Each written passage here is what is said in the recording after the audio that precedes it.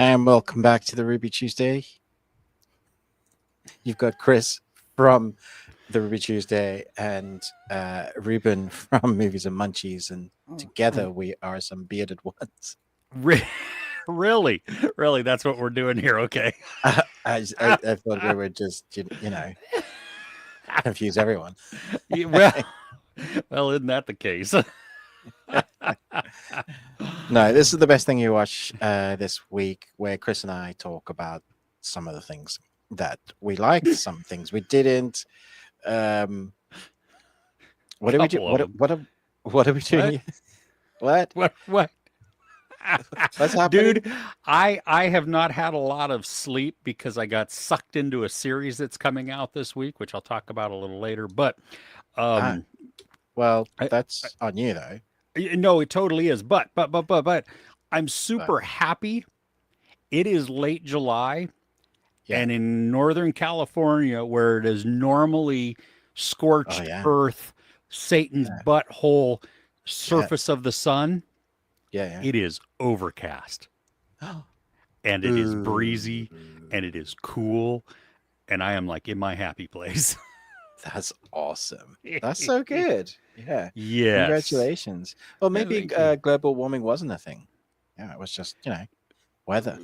Well, no, it's climate change still. It doesn't necessarily need to be global warming. I mean, they say that our poles are shifting too. So that means the northern and the southern hemispheres will. My poles shift constantly when I walk. But, that's that, Look, you left me wide open for that one. I don't even know what to do with that. That's just. Anyway, Chris, how are you? How's work? How's life? How's the family? Everybody good? Work is good. Busy. Family's good. Thriving but busy too. Coming very soon, though. I am super excited. We have put our deposit down on my new studio, and so I am going exciting. Yeah, for the next several weeks, though, I will be breaking my back, preparing our backyard for that. Oh, of course, because you weren't builder, but you will have to prepare the land so that they can build it. Yes, and because we've been in a drought for so long, like I have barely any grass, and so we've just let it die. And the dog loves to dig, and that he doesn't like, Buddy does not like his nails being clipped at all. That's one thing that he's just like, no. So I let him dig, which is good and bad. So we have these giant potholes, as you know, in our backyard. I have to get about 10 yards, which I don't even know what that means in cubic meters or anything else, but 10 yards of dirt for my backyard. How long is that? I looked. Normal speak. I looked if I got was it a 10-gallon or 8 cubic feet. It's weird because they do it in different ways of measures, but I need to buy a wheelbarrow because they're going to deliver the dirt and just dump it on like my driveway. And so at the biggest wheelbarrow, I thought that I could carry without falling over. Like, you know what I mean? It was like, I think it was 8 or 10 cubic feet. It would take me 465 trips. No. So, what? That's too many. That's trips. That's not even loading and unloading. You know what I mean? So I did find I can rent a motorized larger one. I just now have to make sure that it fits through the gate in my fence. Otherwise, I'm gonna have to take a motorized wheel-barrow. Yeah, it has like tank tracks on it. It's much bigger too. Oh, so exciting! Yeah, but I mean, totally worth it just for that. Yeah. Oh yeah, but it doesn't negate the fact that I'm still going to have to scoop up all this dirt, put it into the stupid thing, and then once I deliver it to the backyard, at some point I'm going to have to start leveling it out. Well, I just want to point out, and he's going to hate me for saying this, but you have a young man living with you. I do, except he works a ridiculous amount. I'm Uh, pretty sure he works about 40 hours a week, and it's not like your regular 9 to 5. It is no, typically it's like like, shift work or something. yeah, it is, and it's Oh, random. Like, so today he'll be working from like, I think 11 to 8, something like that. And oh, through the night, like a night shift. no, no, no, 11 a.m. to 8 11 p.m. a.m. to 8 Yeah, p.m. But that's but still random. Jeez. Yeah. yeah, but yesterday he worked at what, 1 to 10, something like that. So Very random. yeah, it's all over the place. So I can't count on him Mm. being there, and so I'm not at all. Like, he's just not going to be there, so I'm going to Well, die. dude, if I was there, I would totally get a deck chair and watch.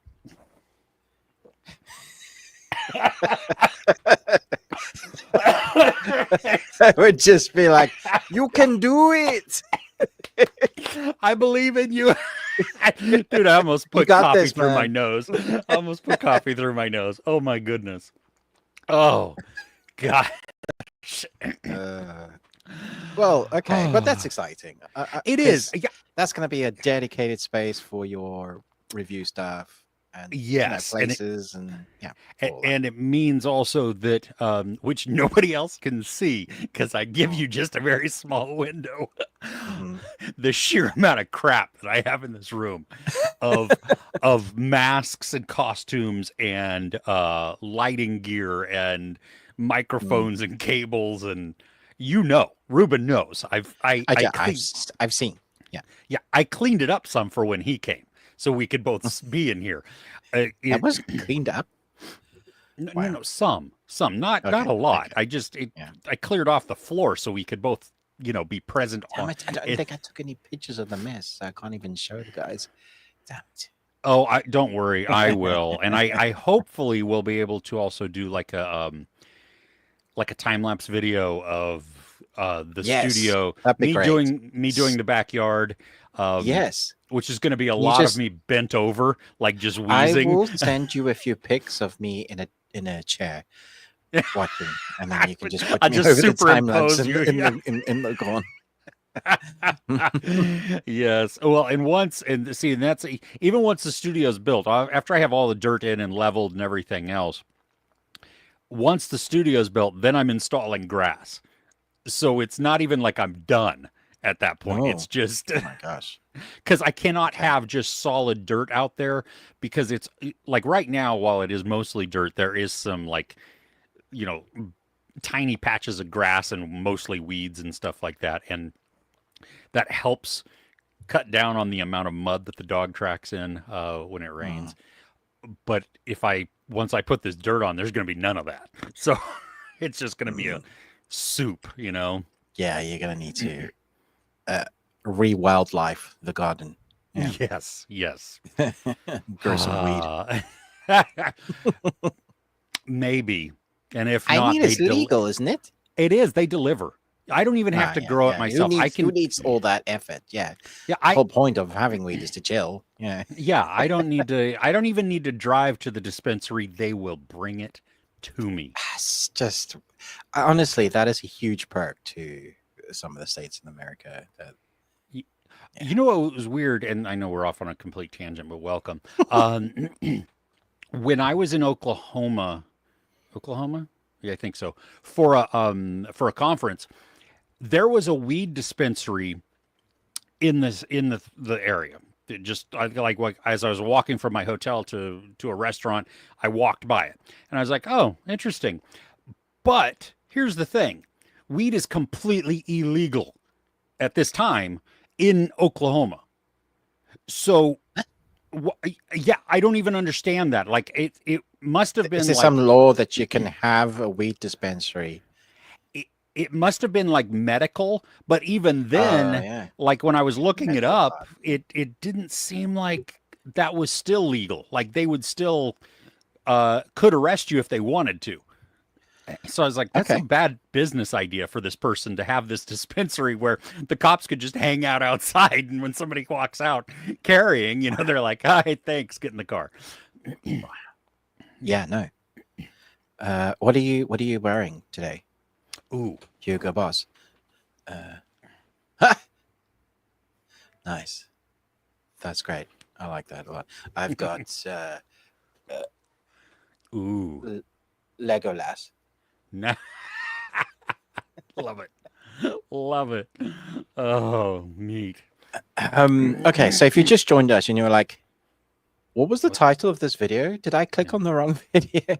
This is what Chris and I do. We just kind of, catch up with each other because we're best buds. And then we talk absolutely. about like entertainment stuff. That was the best thing we watched this week. A little bit of poo. Something we watched together, which I'm very excited to talk about Me this too. week.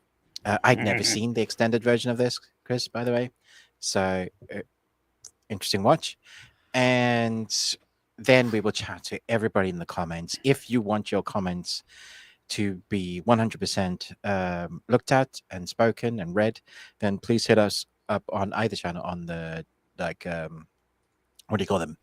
Super chats. Super chats. Yes, right, cool. Just because we get so many and we're often like an hour behind in the chat, so or longer, depending. So if Yep. we don't read every single one of your messages, if you've spammed us with 40, that's okay. We love that. But we may not get to every single one of them. If you do want to join us, we have a Bearded Ones Patreon. Literally We just put up do. a video there this week to do with what were we talking about? The the death of the unicorn. Is that what it's called? Oh, yeah, yeah, yeah. Death of a Unicorn. Okay, so we recorded that a few weeks ago, but it's up there now live, and we're busy working our way through Deadwood season 3 and another TV series that I'll keep secret that we're going to be reviewing and putting up there. So that's because patrons have requested that for us. So thank you so much if you're a part of our Patreon. We sometimes do videos with other Patreon members. Sometimes we just do reviews requested, or you can jump in for £1 and there's like 115 videos that you can just check in £1. And then to link the Bearded Ones Patreon, there is a Discord that Crochet the Wild and Listen and AJ kind of head up and put every single film coming out ever in every month, every year. And then we have different tangent threads. I've been chatting in the thread of Superman quite a bit and the thread of Fantastic Four because that just came out. So, there are places where you can talk spoilers and non-spoilers. There's general entertainment news. So that is Discord. It's Bearded Ones Discord. There's a link in our descriptions on the screen right now. So thank you so much for joining us. Should we talk about the best thing we watched this week? Let's do that. Oh. Yes. Let me write down a time code so that I can. Cool. I think we're probably going to talk the first one. I don't know. Fantastic Four. Oh yeah, Shall we let's talk pick? about Fantastic Four. Okay. Yeah. No No spoilers. spoilers, guys. Yeah. Yeah. No spoilers. Jinx, no take backsies. Because I'm too. Yeah. I think we both gave this 4.5. Oh, did you give it 4.5 as well? Okay, I cool. did. I was really surprised by this. Mostly because I wasn't looking forward to seeing another superhero movie. I went in thinking I like the actors, and that's why I'm going to watch it because I want to see Pedro Pascal, what he does with Mr. Fantastic. But how many times have we seen Fantastic Four films ruined? A few, several times, right? yes. Yeah. Yeah. And the scripts from Marvel have been bad recently. They've just not been great. I mean, except for the last one, which I think was a step in the right direction. Thunderbolts, right? Thunderbolts, Not the Captain America one, but the Hell no. I still haven't seen that one, so No.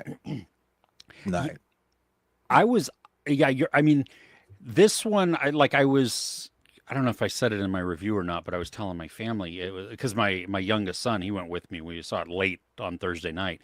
But it felt like old school MCU, like phase 1 type of storytelling where we get some action. I mean, it's exciting and stuff like that. But first off, there's no trying to tie in 13 different other characters who may come in later in other movies. It's just, this is the story.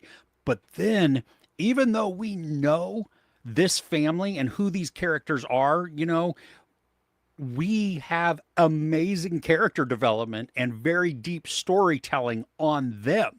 So we care about the characters. And then when stuff happens, it means something. I was amazed that not only did they not do an origin movie, they sort of just recapped it in like a little bit like a news segment, someone talking about it, which was Yep. genius because we are so tired of seeing the same stories redone in a different way. This person gets this powers this way, and blah blah blah. Like this is kind of what Superman did a few years into them Yeah. being the supers that they are. Genius move, so we don't have to go over the same ground.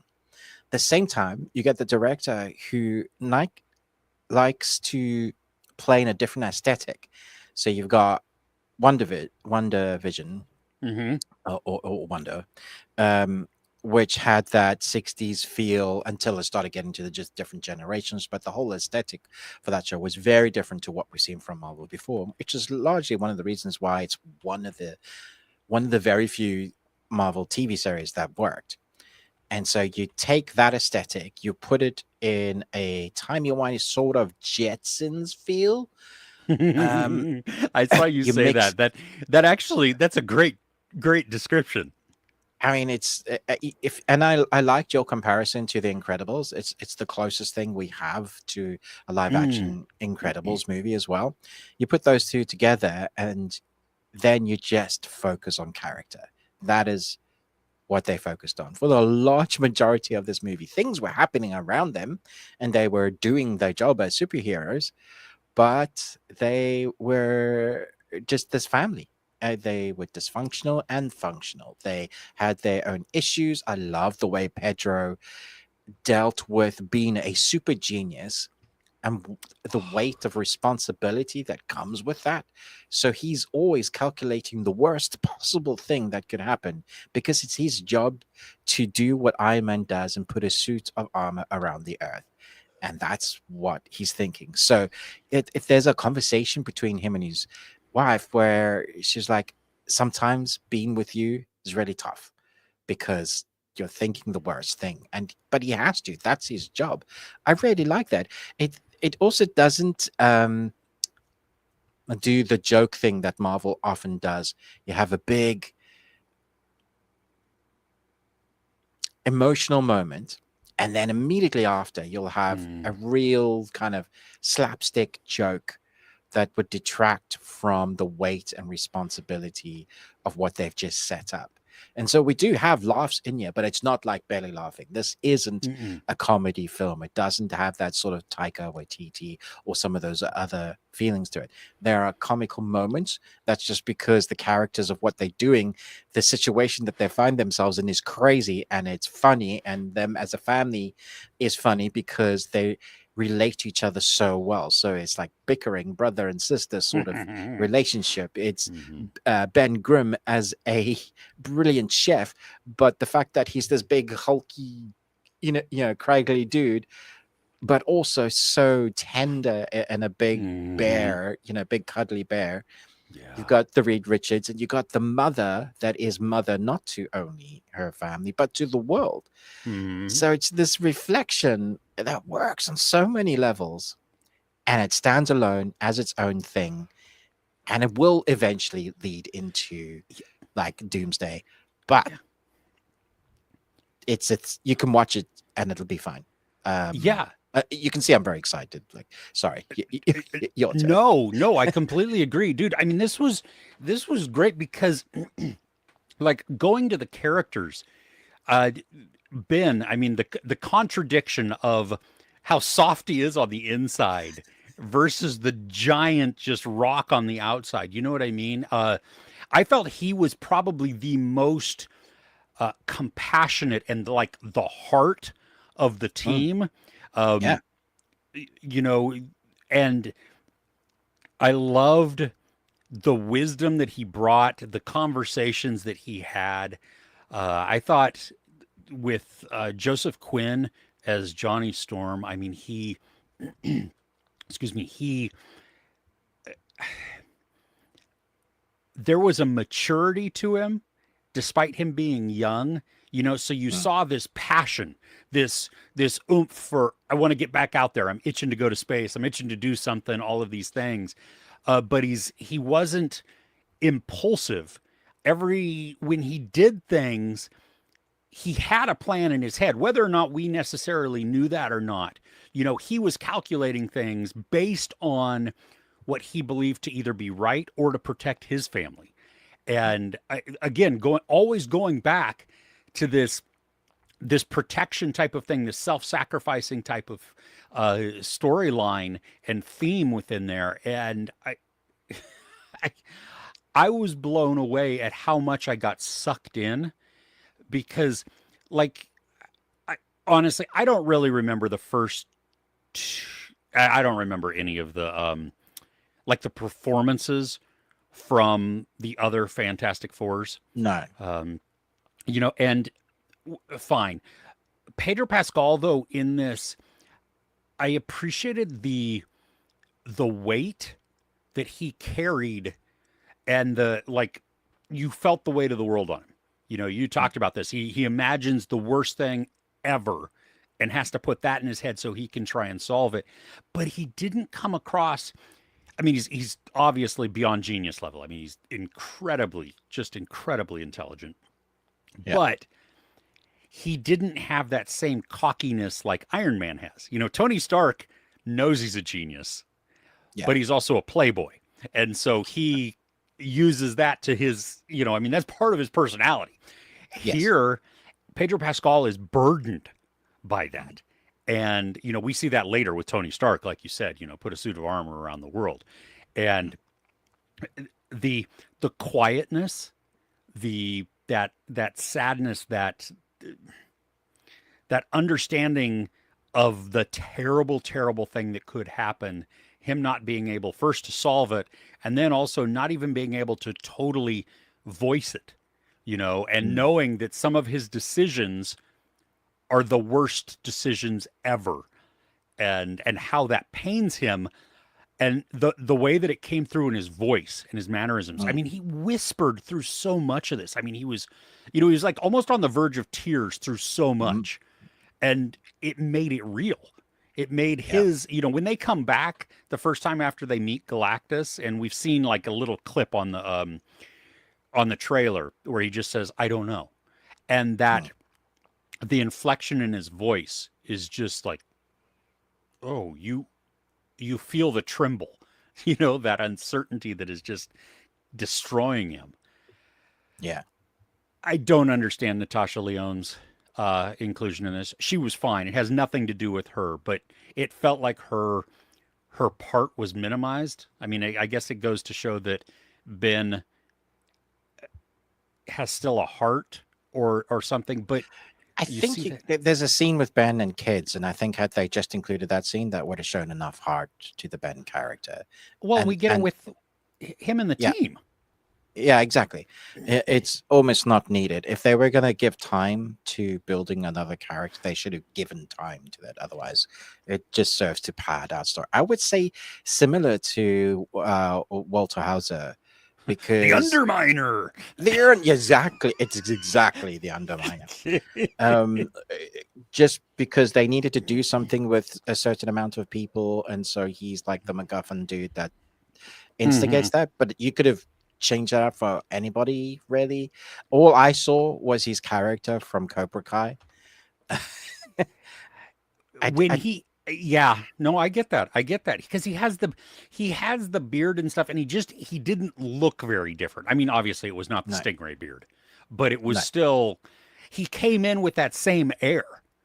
yeah, yeah. And So I was a little bit disappointed with those characters. And I gotta say, I was disappointed with the Silver Surfer, not at her performance, mhm. at the amount of time that we got with her. It was very. I I personally thought that the we were going to get a lot more, because she's such a complex character, so interesting to watch. And what a performance to give us what she gets in that suit is basically just her eyes that we get to see her acting with. And she does such a good job. And her voice when she speaks.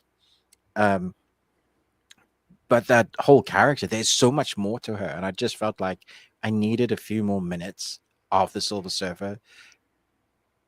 I don't know if that would have detracted away from the family, possibly, but then the big bad has to do with Galactus, and Galactus has always been a really tricky big bad because the emphasis on big.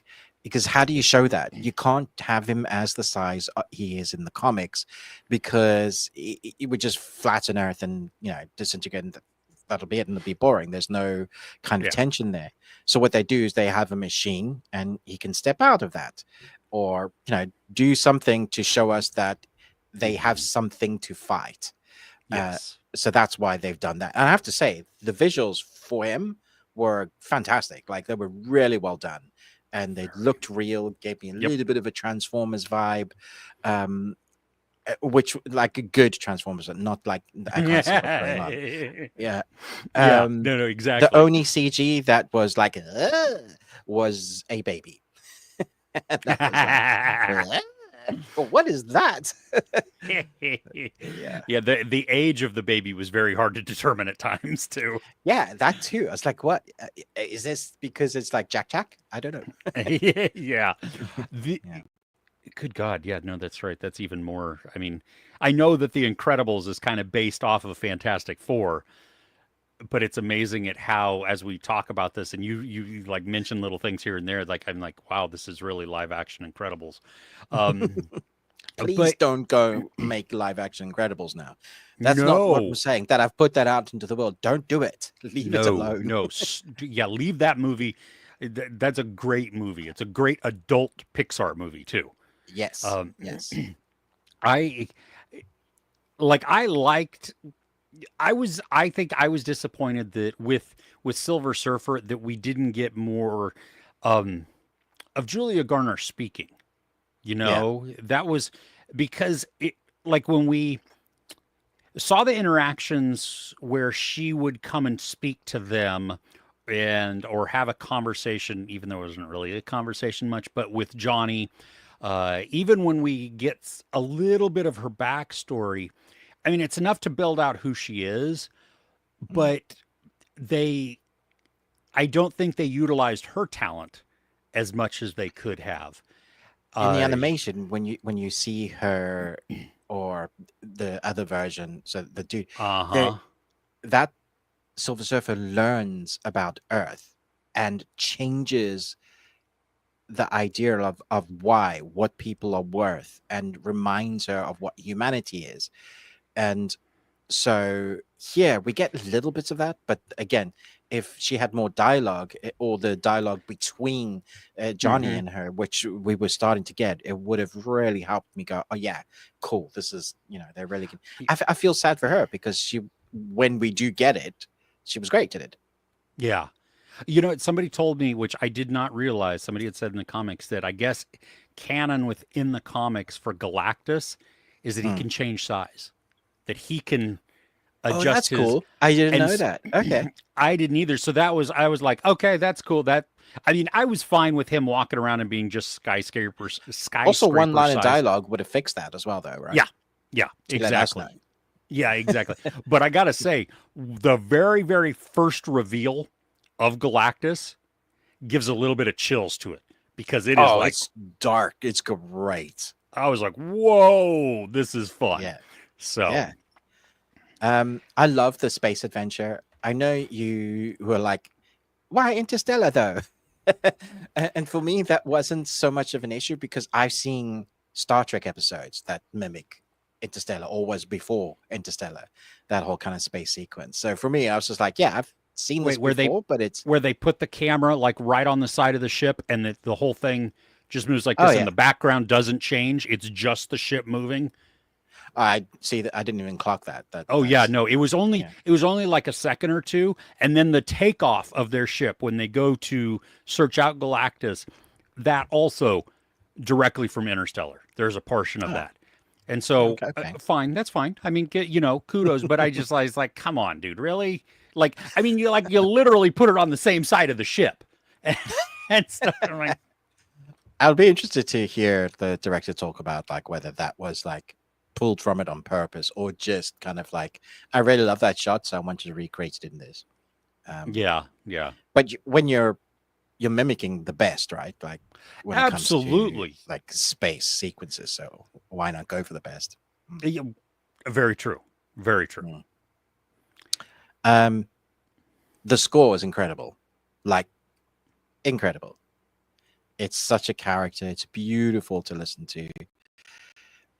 Just this is there's such a breath of fresh air, and I wasn't expecting it. Uh, Michael Giacchino. I'm going to say Yeah. something controversial, and I Okay. know all the super fans are going to hate me for it, and I'm a Superman fan, but I preferred, like, of the superhero films that are out at the moment, the two, I prefer Fantastic Four. Like, for me, it just ticks the right boxes. I like Superman. I love the humor. I just didn't get it all the way like people wanted me to. The costume is fine. I don't really like that it's so baggy. There's things that just didn't work for me that people love. But Fantastic Four as a superhero film, family unit, people, story, yeah, that ticked all the right boxes for me. Uh, yeah, I agree. I would like if I had to see one over the other, I would watch Fantastic Four again. Um, and again, that doesn't diminish. That's not detracting that Superman isn't No, great. It's a great. no. Can't wait to I see what they do next with the DCU. But I'm excited for Marvel again, which I haven't been. Yeah, that was weird. I mean, Right? yeah, I'm like, dude, I mean, because Wow. we've talked about this. I mean, first off, I just been burnt personally. I've been burnt out kind of on superhero movies, because a lot of them are just exactly the same retread of rush us in to the story, don't build out anybody, throw a whole bunch of characters at us that we don't know or don't care about, give us a weak or underdeveloped villain, or at least somebody that just kind of is there, and then have a whole bunch of action that's going to tie into some future thing. That I mean, the whole purpose is look, future marketing, Yeah. and we this was not that. This, Yeah. I mean, and it brought back the like I said, there's two credit scenes. One's mid, one's at the very Mm. end. The one at the very end is completely unimportant, but if you're It's a sticking stinger. around, Yeah. yeah, fine, whatever. The mid credit scene is very important, and that is old school MCU Yeah. That's all we progressing. need to Yep, connect. that's exactly it. That you just teased a little bit, and cool, good, and we know that it will connect. That's the other thing. Like some of these things, like I think into the back Eternals. What the hell? Where is Will Poulter That doesn't ever exist coming? in canon anymore. I It don't think. can't. Yeah, There are two films, and that's one of them that just don't exist. yeah. Um, So anyway, yeah, no, I loved this. I thought it was great, and I saw you had put in your title. Did it save the MCU? Maybe. I think it might have. Yeah. Yeah. Like I think Thunderbolts was a step in the right direction. Yes. Or a baby step. This was the first step because it's called first steps. Did you see that Feige said that they're doing away with they're going to streamline the timelines and consolidate it. They're going away from that whole multiverse crap. That's So that fantastic. yeah, absolutely, because it took away all the stakes. Great, I can Yeah. bring in other characters from here, and okay, There's going to and it be at some point. There's going to be probably with Doomsday. There's going to be like a soft reboot, setting everything correct, and that will be. We'll probably reintroduce new Iron Man. New. That's where the X-Men will start coming in. yeah, yeah. Well, I saw an article that they talked about recasting Iron Man and Captain America. Mm. I think, which I'm like, okay, Do other characters like yeah, or bring. Yeah, don't bring them back because that takes away from all the. Just leave them alone. Do other yeah, characters. yeah. I'm happy that Retire them. they're saying that they're keeping Thor. It kind of makes sense. He's a god, and will outlive Hmm. everybody. Yeah, That for me could continue to work. As long as Hemsworth wants to keep playing Thor. He's kind of is Thor, synonymous like with Downey Jr. being Iron Man. yes, exactly. Well, and that's another thing. Just retire the characters. You know what I Mm. mean? Pay honor uh, to Robert Downey Jr.'s performance. Pay honor to Scarlett Johansson. All Yeah, these. I'm still really worried about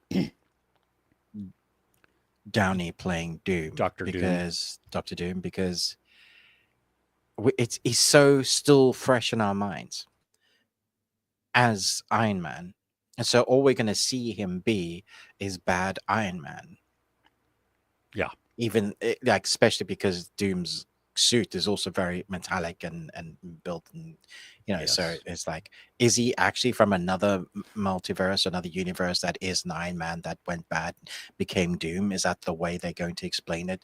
The fact that he looks the same, because they're going to have to address the fact that he looks Y- like Tony I, Stark, right? you would think so. And I mean, Mm. I have a comment that you and I can talk about off air because it's a spoiler. But Uh-oh. there's a detail that we are shown that um, I think may tie that in somehow. I'm Yeah. not sure how it relates, like if it sticks canon to the comic books or not. But we know Mm. that the MCU is the MCU. They use it as inspiration more than anything. And Yeah. Because this was Fantastic Four First Steps takes place on 616, I think. 828, 828. We're 616. Oh, we're 616, they're 828. Yeah. Yeah. So at some point, because they want to bring Fantastic Four, they've got to come to us, Yeah. especially if we're going to consolidate all timelines and, Yeah. Yeah. have one playground, Yes. one Yes. universe to play in. Yeah. Hmm. Okay. So should we talk about something else then? Yes. What you got? I want to talk about Happy Gilmore 2. Have you Oh, seen it? no, they would not give me screeners, which I thought, No, they didn't either. But which is always a real worry, right? yeah, Because I yeah. mean, I get screeners from Netflix for pretty much all their biggest films, TV series. Like I got Sandman and all of that lot. Uh-huh. So when they Uh-huh. won't give me an Adam Sandler movie, I'm like, oh no. Especially Is it? when they have that deal with him. Yeah, yeah, exactly. Like with Arnold Schwarzenegger. Yeah, you're like, Yeah. oh no. Um, and my partner, my wife, is not the biggest fan of Adam Sandler. She doesn't find him funny.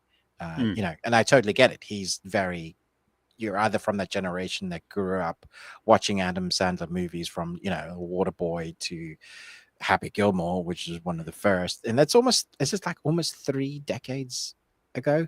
It's an old movie, the first. It is an old movie. Yeah. Yeah. Yeah. It's Um, go ahead. Yeah, 96. So oh yeah. almost 30 So years. almost 30 years, almost 3 decades. So okay, so the film has its flaws, and the flaw is something that I love about the film. It plays nostalgia, but it has to, because you're doing where all the characters are that were in the first movie. Some of them are dead, and so we have some of the sons and daughters playing the roles of the characters that their parents would have played, or their family members would have played, and Mm. those that are still alive are all in here, and it's beautiful to see where they're all at. Like it's just like it's nostalgia bait, sort of like what Deadpool does, what the Wolverine film does. What I was massively surprised by is Adam Sandler doesn't play this as, I mean, he does in some bits, but those early films when he was that cracking, wisecracking, rude, rootin' tootin' guy that was all over the place and was always larger than life, sort of like Jim Carrey's first films, his early films. He, the story is super dark at the beginning, Mm. and you go from a character that has everything to losing everything, and he's got to start. He's basically a drunk, but his daughter is wanting to go to Paris for a dance school because she's so talented. So he needs a bunch of money. So he's got to get back into golfing. Hasn't picked it up for a while because of a darkness that has happened. He's got a bunch of sons that are obviously hockey players, not very smart. There's a lot of the sort of wisecracking jokes that, dick and fart jokes that were synonymous with the first one. And Mm. they play all of those same sort of jokes in here. Somehow they've taken what worked in Happy Gilmore 1 and made it work in number two, even though the same sort of humor isn't really in the zeitgeist of what we watch today. Like Oh people, yeah. right? It doesn't work. But because they've gone for a straighter Adam Sandler, he does get to some of his character that we're used to, but he's more in moments, he's more like Gems. What's the film called? Mm. Uncut Gems. Uncut Gems. Like Really? he's fully bearded up, Oh, uh-huh. like a drunk dude, and just like sad and mopey and Mm. depressed. And eventually he gets a new lease on life, and he starts going up against, which is it's just so great.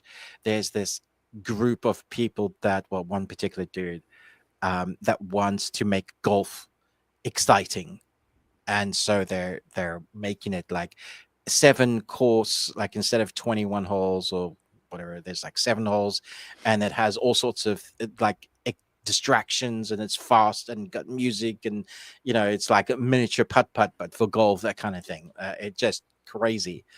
uh there are cameos in here that you're just gonna put a smile on your face. You're like, holy crap, they got them to do this. Oh, When you see nice. some of the people that are near, like, wait, is that? It's literally doing that throughout the movie. You're like, wait, is that? Wow. My wife watched this whole film with me, and she doesn't like Adam Sandler movies. Oh, Yeah. okay. Well, um and it's on your list. and it's on my list. Yeah. At the end of the day, I felt like this film knew what it was. It Okay. has a heart of gold, this film. It remembers what made the first one great, and then changes up for their age and where they're at now. It's got 3 Adam Sandlers in it, not just Adam Sandler, but daughter and daughter and daughter, I believe. Wife. And Jackie a and the wife, 2 daughters. Yeah. wife, daughter, and 2 daughters. Yeah. And they're they're not just add-ons. They work in the film, in the script. Mm. It it's funny in places, like laugh out loud funny, Really? and then other places I'm like, yeah, I remember that joke not working either in the original one. uh, um but I was smiling most of the time because I was seeing some of the characters that I love seeing, like Shooter McGavin. Like, yeah, you kind of just need to watch it. I don't want to say any more because I don't want to do spoilers for some of the stuff that's in there, because that's half of the fun.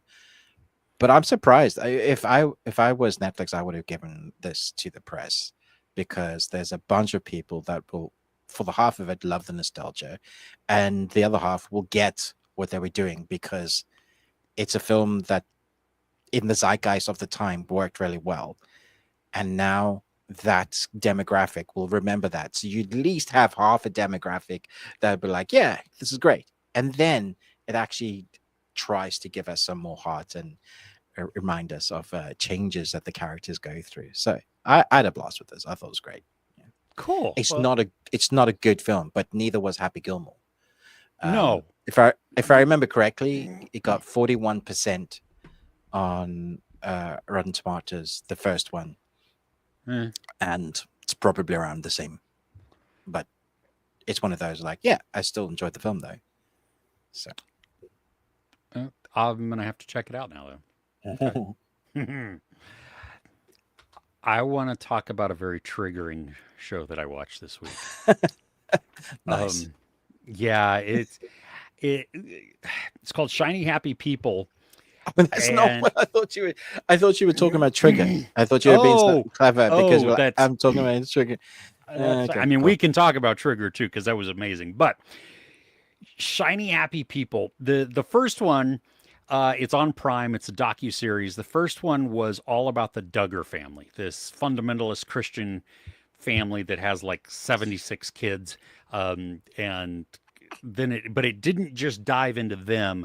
It was all about like Bill Gothard and I can't remember what the name of his organization I, is, but very conservative Christian type of thing, right. evangelical. Okay. And as somebody who grew up going to Bill Gothard things, like Oh, did you go to conferences and some of those? stuff, oh, it Oh, was like, and so did my wife. I mean, it was that was like just trauma. You know what I mean? This one though, so this is a new docuseries called A Mm. Teenage Holy War. And so this takes a look at Teen Mania, which then started the Acquire the Fire uh, concerts type of events all across the nation. I don't know what And that is. Yeah. it's a Christian youth type of thing. One of those big Yeah. So people I mean, like big tents and thousands of yeah, people except they depending on didn't use it. tents; they would use arenas. So they're Oh wow, yeah, and they're I mean going across the really big. country, really big, and popular. I mean they had, you would get all of the current musicians to come and perform, and it was free a lot of the time, It and was so free. Wow, and free so concerts. yeah, and so you would excuse me, a giant thing. Well, it's about the the organization Teen Mania, its founder Ron Luce, and then not only just Teen Mania as the organization, but they had within there this honor academy, which was intern run, but it was also, well, it wasn't intern run, it was an intern school, Mm. and you had to pay to be an intern there, and it What? was for either months or years, yeah, and it wasn't cheap because you had to pay room and board, uh, and but that's not the thing. It became what they exposed was the abuse that was going on, the manipulation. And we're not just talking about emotional or psychological abuse, but there was physical also. And What? but then all done in the name of God. You know what I How? mean? Like, How? God wills it. Let's wipe out these people. Yeah. well, oh no, not that. No. They're abusing, not wiping out the interns. We're just taking advantage of them. We're going to get them to police each other and rat on each other for any small infraction that we may feel. You know what I mean? Because Sounds like you, such a Jesus society. Wow. oh yeah. Well, we buy into that fact, or that, not the fact, the mentality of it's accountability. I do this because I care about you, and so I don't want to see you go down the wrong path. But then they also have within the Honor Academy, they then started these other things that were like, it was like boot camp. And they were doing a Navy SEAL type of training What the fuck? for teenagers and early 20 somethings. Why? Because come on, we're in a battle. We're in a battle What for did our they do? souls. Like get loaves of bread and fishes and go, now multiply them. Yeah, no, that would have been nice. No, Mm. this is going through extreme physical challenges till they throw up or have to go to the Why though? hospital. This is so stupid. There were people that were called, Ugh. there's all different types of areas within the organization, and so it's like some people were call center, and so they would have to make a quota of calls to um, try and get people to either sign up to be an intern, go to the acquire the fire rallies or something like that, just any of this. And it they had, because they had a quota and they had a shift, you had people who were going without sleep and without food because they were so afraid of missing their quota. And one story talks about, one guy is talking about how at one point he called a Jewish synagogue and and they were like, you you know what we believe, right? I mean, there's some differences here, and they didn't care. Mm. They were so desperate to get a call logged that they were calling anybody Wow. and everybody. And Wow. so we get real interviews from these survivors. And it started because one girl left and wrote a blog post, mostly out of catharsis. She was just trying to figure out a way to heal, and this girl was deep into it too. I mean, she was committed. And all of the people that we see that are interviewed, they were Mm. in it. I mean, these weren't people who were just kind of like, yeah, I went to the Honor Academy for a couple of months, and yeah, it kind of sucked. It was tough. No. These are the people that were like worked right next to Ron Luce, or had influential parents within the Christian community, or as a whole, uh, or just people that were they were so intent on succeeding to prove somebody wrong about the impression of them that Hmm. they would just sacrifice all that they are to do this. And golly, it's only 3 episodes, and it is tough, and it is aggravating, and then it transitions to show how those first steps and all the things that they were doing set it up for what we are experiencing now in the US, where you have these very, very militant, especially white young men who are easily swayed by rhetoric. And they believe they had groomed them all this time for well over a decade that we are going to war. We are in a war. And they even they even transitioned their thing to battle cry. So it wasn't Acquire the Fire so much anymore. It was Battle Cry. And they would come out with like Humvees and stuff at these concerts. And it was just all, fire and brimstone. And you got to be, it's us against the world type of thing. And I mean, dangerous and stuff. This, in my comment section, and especially like when I posted on TikTok, holy jeez, the amount of people that are just going like, yeah, I was there from this to this. This documentary is spot on. There are so many more stories, and I'm like, Oh my gosh. "Yeesh." This is just, and that was the same thing when the first Shiny Happy People came out. That so many people were like, "Yep, I remember this. This is triggering. This is all that," and I'm like, "Yeah, this is."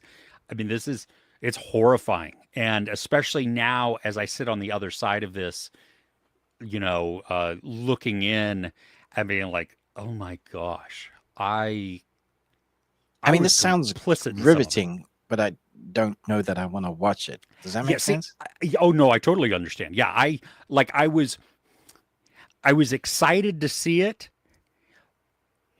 but also I didn't want to because I was like, "Oh God, what am I gonna dredge up?" You know what I mean? Because And you recently reviewed the Brazilian uh-huh, government Apocalypse documentary in the Apocalypse in the Tropics. Yeah. Tropics, and I started watching that, and then I had to leave it and Hmm. come back to finish it. And Me even too. that, I was like whole way through, I was just like, uh, seriously, just wipe us out and start again. Push the reset button. We've had our turn. Yeah, we had a Enough good run already, at it. We screwed it up. Let's because just start over.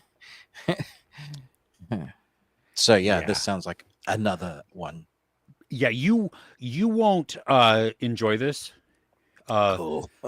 but you will. I mean, it is such a powerful look, and it's put together so well. Hmm. But for anybody that either went through it or that was involved in the evangelical movement, whether in the US or not, and especially if you're no longer in that, it, ooh, it'll dredge up some things. Good times. Yeah, yeah. Yeah, thanks. I already feel triggered, and I haven't even watched it. Okay. You want to talk about Trigger? Yes. Speaking of trigger. So there's a new K drama. It's 10 episodes. It's 45 minutes to 50 minutes a piece, depending on. So it's quite a chunk to invest in. It centers on the story about South Korea, who doesn't allow guns into their country. Somehow, because of a thing that happens, it's suddenly there are just thousands of guns in the country, and then there are specific guns that are given to people who are at a tipping point in their life where, once again, they've been bullied for years, physically and mentally. And I gotta say, if I was one of those people and those guns were given to me, I probably would have done some of what those people did. I was so angry for them. And the show does a really good job at showing you how just despicable people can be. Hmm. Now, in my comments, it's one of the things I always ask in the comments of these South Korean dramas whenever bullying is depicted in the series, which is in every series. in a South Korean. Some were saying, well, it's not really like that. But let me just counter that. Whenever you get media that continues to consistently, it's a reflection of something that needs to be talked about. It's a way for the world to talk about. Yes, there's bullying all around the world, to every part of walks of life. Just because people suck, there's gonna be that. But sometimes there is a systemic thing that in the culture of the whole, from schooling to workplace, that whether it's because of a honorific culture that has been skewed in a way that makes your elders always can work one over, or female versus man, or kids, poor versus wealthy, that is all part of like the bullying in the systems that they have in this. And so what we get is a cop who finds himself against a mastermind that is playing the people of South Korea like fiddles. And I hearkened it to something like a bit of Heat with a bit of Death Note, with like L and Light. It's the sort of who can outwit each other, who can play the next move. I think it tries to suggest that you might not guess who the person is, and I think no, you'll totally get it like pretty soon. But I didn't mind that either, because I liked the character that was playing the big bad. I think very charismatic.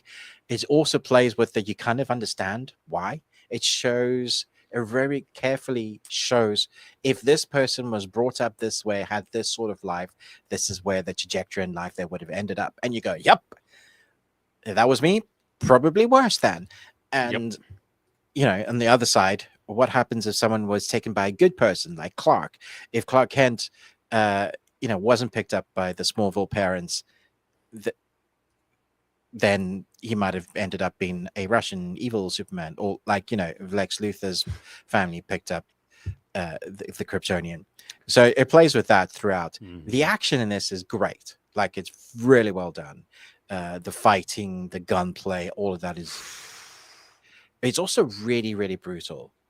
Like, when we get those triggering moments, hence the title of the series, and people tip over, the stuff you see is what you hear of what happens in America a lot of the time. With kid walks into a school with a gun. Yep. And I think, if I'm correct, like first episode, first couple of scenes, that's how they start. And that's when I knew, I was like, oh, okay, we're in for a ride here. It goes on a little bit of tangents in some of the storylines that they do weave in and work to be part of the whole story. But I did feel sometimes out there were like, going right, like, do we need to be following so far off the path on it? Like, I get what you're doing. You're showing us all walks of life. We have a little bit of like gang related stuff. We have individual stories of people being affected, hence the triggering. I like the individual stories. I didn't really like the gang stuff too much. But that sort of plays a very big part into the main arc. So it all works to play as a whole.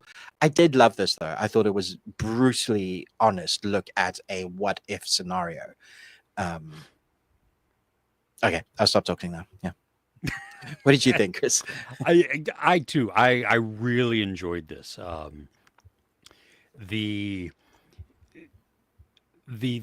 commentary that's there, and you're absolutely right. I mean, they wouldn't bring it up like bullying so often in everything if it weren't some sort of thing. And I think you used the word epidemic in your review, which is great because that's exactly what's going on. I loved, even though we didn't get a ton of like in-depth backstory on our cop, Lee Do, we get enough to understand. We see why he's traumatized and why he has sworn off guns. And I really appreciated how that changed his mindset and approach as a police officer to what he then. Powerful. Yeah. Because a lot of it, like here in the US, and it's not all cops. I know I'm not saying all cops, but we have this military to cop pipeline. Mm. And a lot of the time, these people carry that same war mentality Mm. into their job, whereas we watch Lido take a complete. He took what he, it changed how he approached life and approached Yeah. everybody else because he saw the horrors of war and didn't think that was, or didn't allow that to change him to be like, this is how we treat everybody, to be like, Yeah. holy crap, we need to be better because that is a terrible way to interact with people at just, Which is wartime why or not. he doesn't want to pick up a gun. Like the decision to have to pick one up is like it's big, it's massive. And you feel that weight because he, like, for so long, we just watch him not do that. And, Mm. but he's a marksman. I mean, he's He's good. deadly, and they give us lines of dialogue that tell us how deadly he is. Mm. Which also then goes like, yeah, I can see why he wouldn't want to pick it up. There's Yes. a moment where the police have a bunch of guns on the table, and they Uh-huh. kind of make a joke at him. It's like, well, we'll use him until we get a person that knows what they're doing, and then we see him put the guns together and talk about them, and I'm just like, that's a mic drop moment. Yeah, oh, totally. Yeah. So, Yeah. so good. And he's humble the entire time. Like, he doesn't go like, whatever. You know what I mean? He just puts them together and then stands back. And there's no gloating in his face or anything else. I mean, he's so calm, so just humble the entire time. And again, showing he's not proud of his knowledge of these guns and these killing machines. He's, he knows it, and he knows how it affected him. The the fight scenes were great. The one with the clown car, basically, where like they just keep coming and it's two fights going on at the same time. Yeah. I loved that. It was so much fun to watch, and I mean, I was like, oh, because there were a couple of times where you hear some crunching, and you're like, that's not. But okay. you see it as well. Like, oh yeah, like Hollywood needs to stop with the fast cutting. Come on, man. yeah, dude. So for me personally, while I appreciate one aspect of this side story that allows us to see background on a character, which is very important, the rest of it felt like they got lost. Trying to do a different series, yeah. Yeah, they got confused. We're going to follow these guys now. Yeah, no, exactly. And I'm like, what is? Because they talk about other entities there, and it's all mysterious cloak and dagger type of stuff, and you're like, what's the point? Yeah, I mean, other than maybe to point out, oh, look how the Americans influence. But that's already said. I mean, pointedly, and which I thought was great. You know what I mean? Because there's that scene with some people in a cafe, and on the news is about another American shooting, mass shooting, and they talk about how, golly, they can't do anything. Everybody has guns there, and they all shoot, and it's very poignant. And but it was and effective and true. That was the other thing. Like, it's like, you can't just go, oh, that's just propaganda. No. So yeah, I did enjoy it. I liked, I appreciated the end too. The climax is brutal. Yeah. And you feel, there were so many times too, the urgency of terror.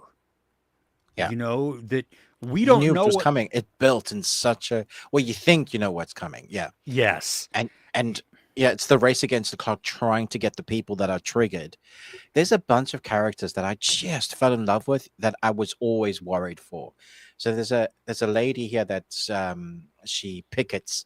Her son has died, and all she wants to do is have a conversation about the guy. That's just simple. Like, that would be enough for her. Just have a conversation to understand. And she does it at the detriment of her health. And so this cop looks after her, and they have this son and mother sort of surrogate relationship, and it's beautiful. But the focus, when the series is focusing on the individual characters, they're going to build that to something. So again, the intensity, time, ticking clock. But I was like, I loved her character. So anything that was like happening to her, I was just pissed off about. That makes sense. Yeah. Yeah, very much so.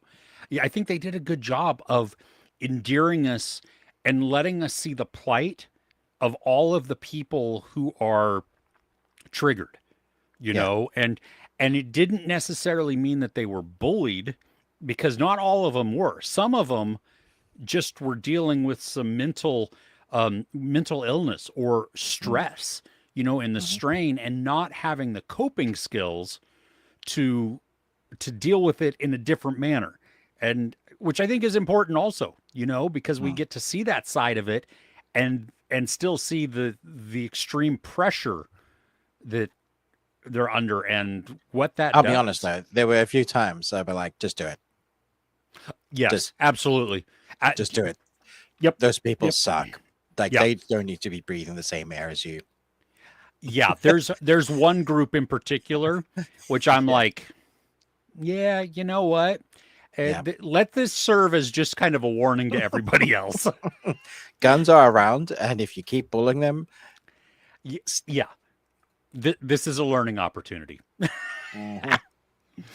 Oh gosh, yeah. So So, I did give a word of warning in my review. I said, if you are a part of a family or one of the families, like in oh America, yeah, even that has been a part of a school shooting, this is going to be massively triggering. Like this yeah, will hurt a lot. Maybe steer clear of it.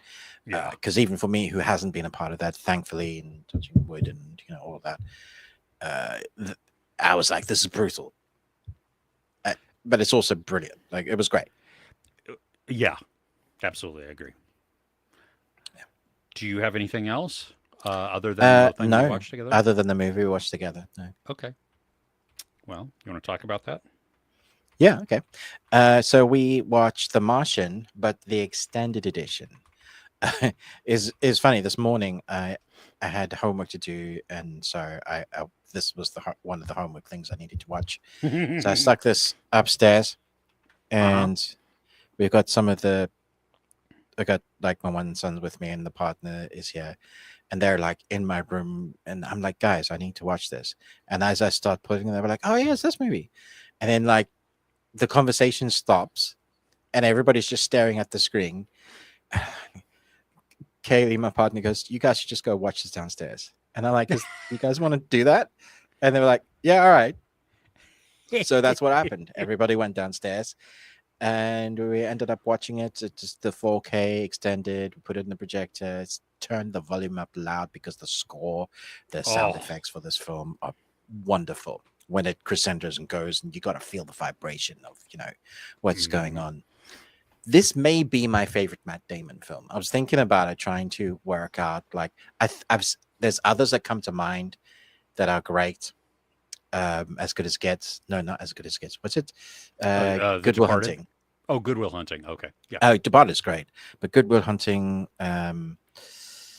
When Is an Angel is great, but and The Born are great, but Mhm. this for character of what he's able to portray in certain scenes, uh, the trajectory of what he goes through emotionally, it's at times laugh out loud funny, and at times really heartfelt, like emotional hits in the right beats, at time breathtaking, like what you're seeing, like Mars is beautifully stark and there's nothing in there, but it also shows the awe and wonder of space and space travel. And Mhm. they obviously went to Mars to film it, but Obviously, yeah, uh, absolutely. it's very believable, and I think it's aging really well because it's not a young film. It's been out for a while, right?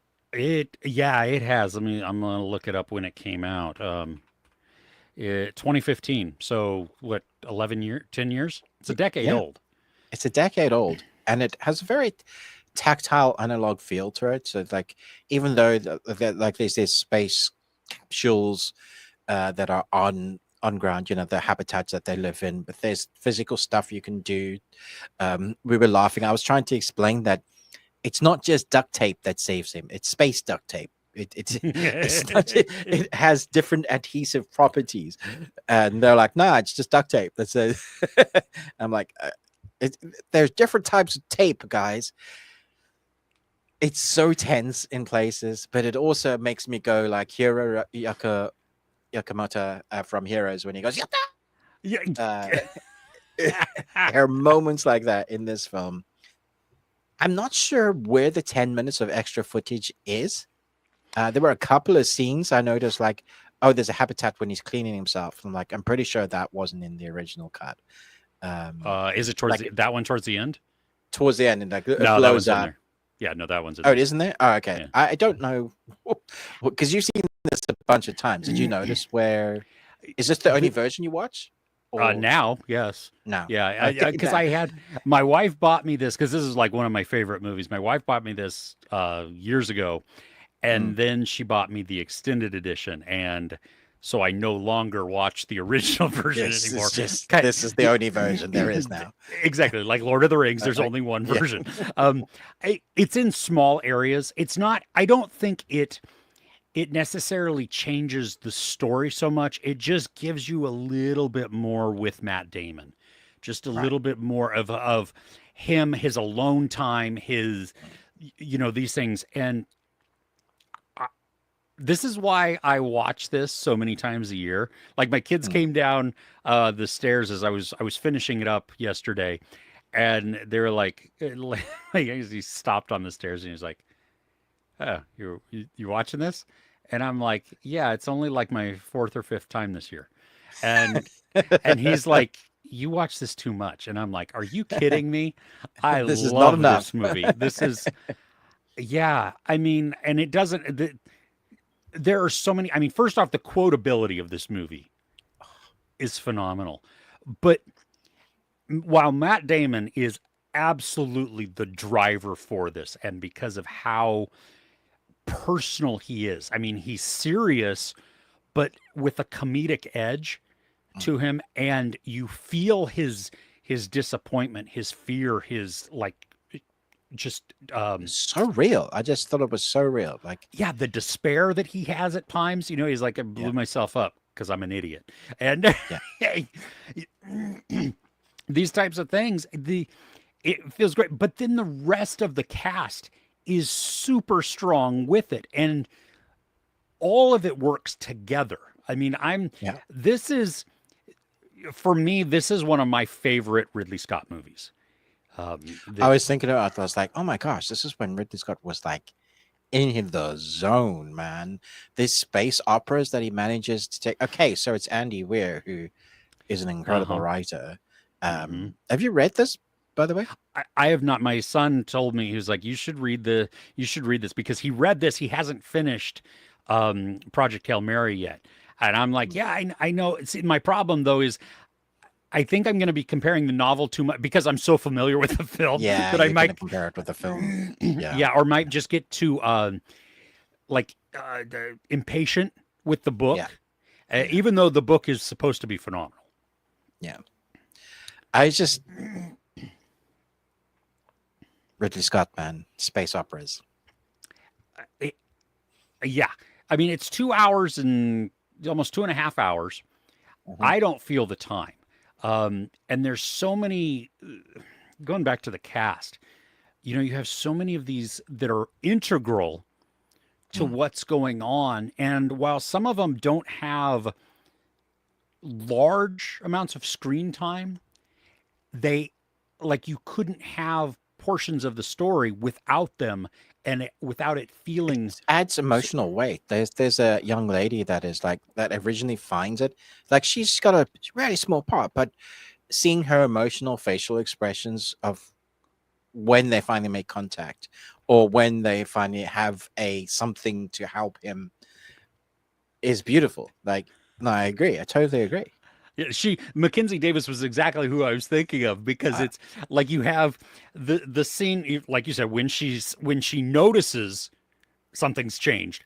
There's the scene where she's in the room with like Jeff Daniels as the director of NASA and the heads of this thing, Yeah. and he's like, you have complete authority over satellite trajectory, and she's like, okay. Okay.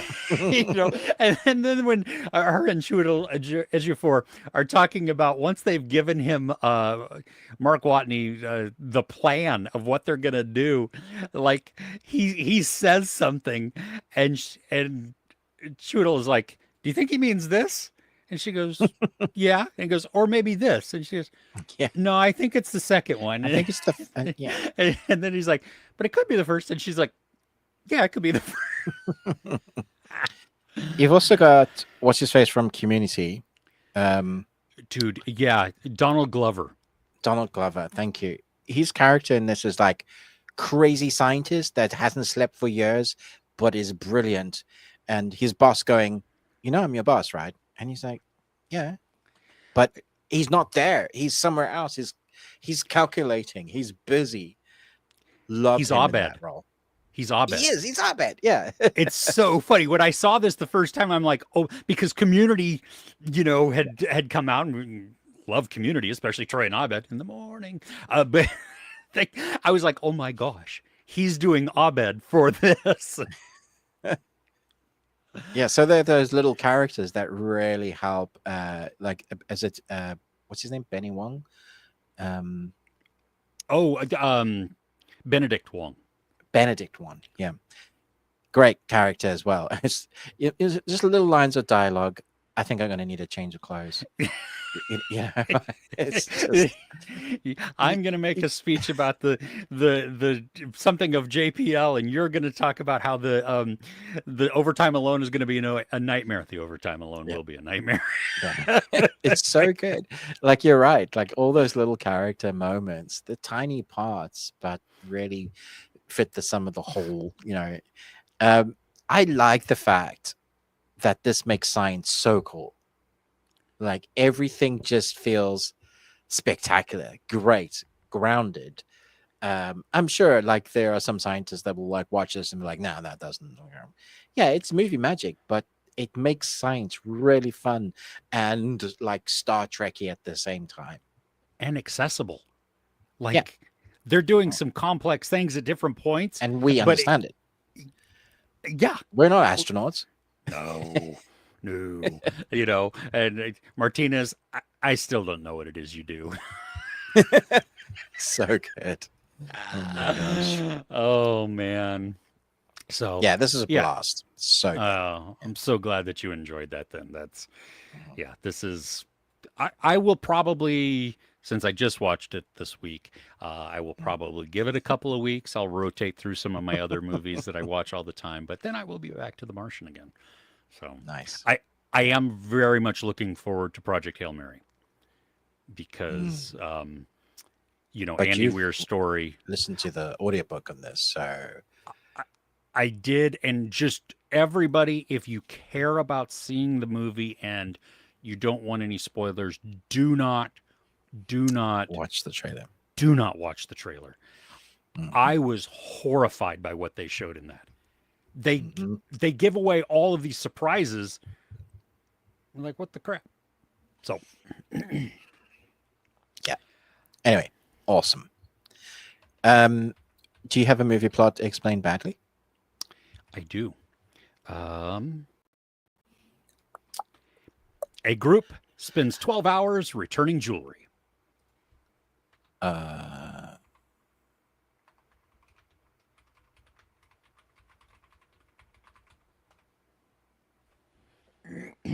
Is it like Ocean's 11 or something? No. Now You See Me? No. Don't overthink it.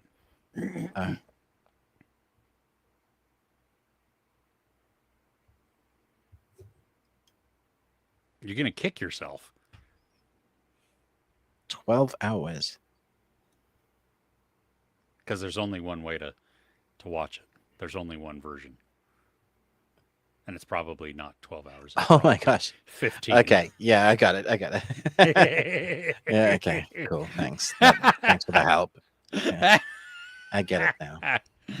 You want to tell everybody for For anybody that didn't get it, especially the audio. Lord of the Rings, the Return of Lord of the Rings, the extended editions, the There you only go. edition that there The is. only Yeah, edition, and it's one they movie. are So, they are returning a ring. So technically, it's 12 hours of walking to return a ring. yep, yep. There you uh, go. Uh, nice. That's actually do one of the better ones. you, do you have a question for us? Yeah. What is the worst, the most terrible comic book movie you've ever seen? So I'm not talking about like where you're like, I didn't really like the second Deadpool movie or the second Iron Man movie. I'm talking about terrible superhero movies. So, for example, Fantastic Four in 1994, Oh, the John Waters one. one of the worst things ever made. Um, I let's see here. Um, Morbius was bad. I mean, let's Movies was bad. Yeah, it's mobbing you time. it is morbing time, and I love that for Sony. Um, I'm trying to look here, like thinking on some of the ones that I've seen. Um,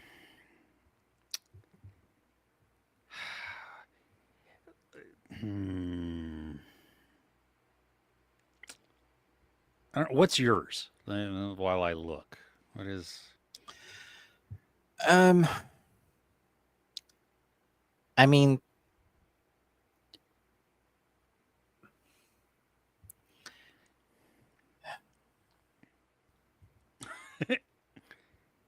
I'm like, I kind of like some of these ones that are bad. Madam Web. I'm gonna go Madam Web. I thought that was shockingly shit. Yeah, Oh, okay. yeah. Uh, like I think about the first Suicide Squad, Mm. and The putty man at the end is ridiculous, and then the sky beam. Oh, yeah, just the whole the like Johnny Coulson. yeah, I don't know that I not a fan of that one. I'm trying to think. I mean, there's got to be other ones, and I'm gonna be like, oh yeah, somebody's gonna say it in the comments, and I'm gonna be like, oh yeah. That the There's a 1998 Nick Fury Agents of Shield with David Hasselhoff. what is he? He's not Nick Fury, is he? Yes, he is. Oh, wait a minute here. What is that? 1998? You said? 1998. Yeah. Uh,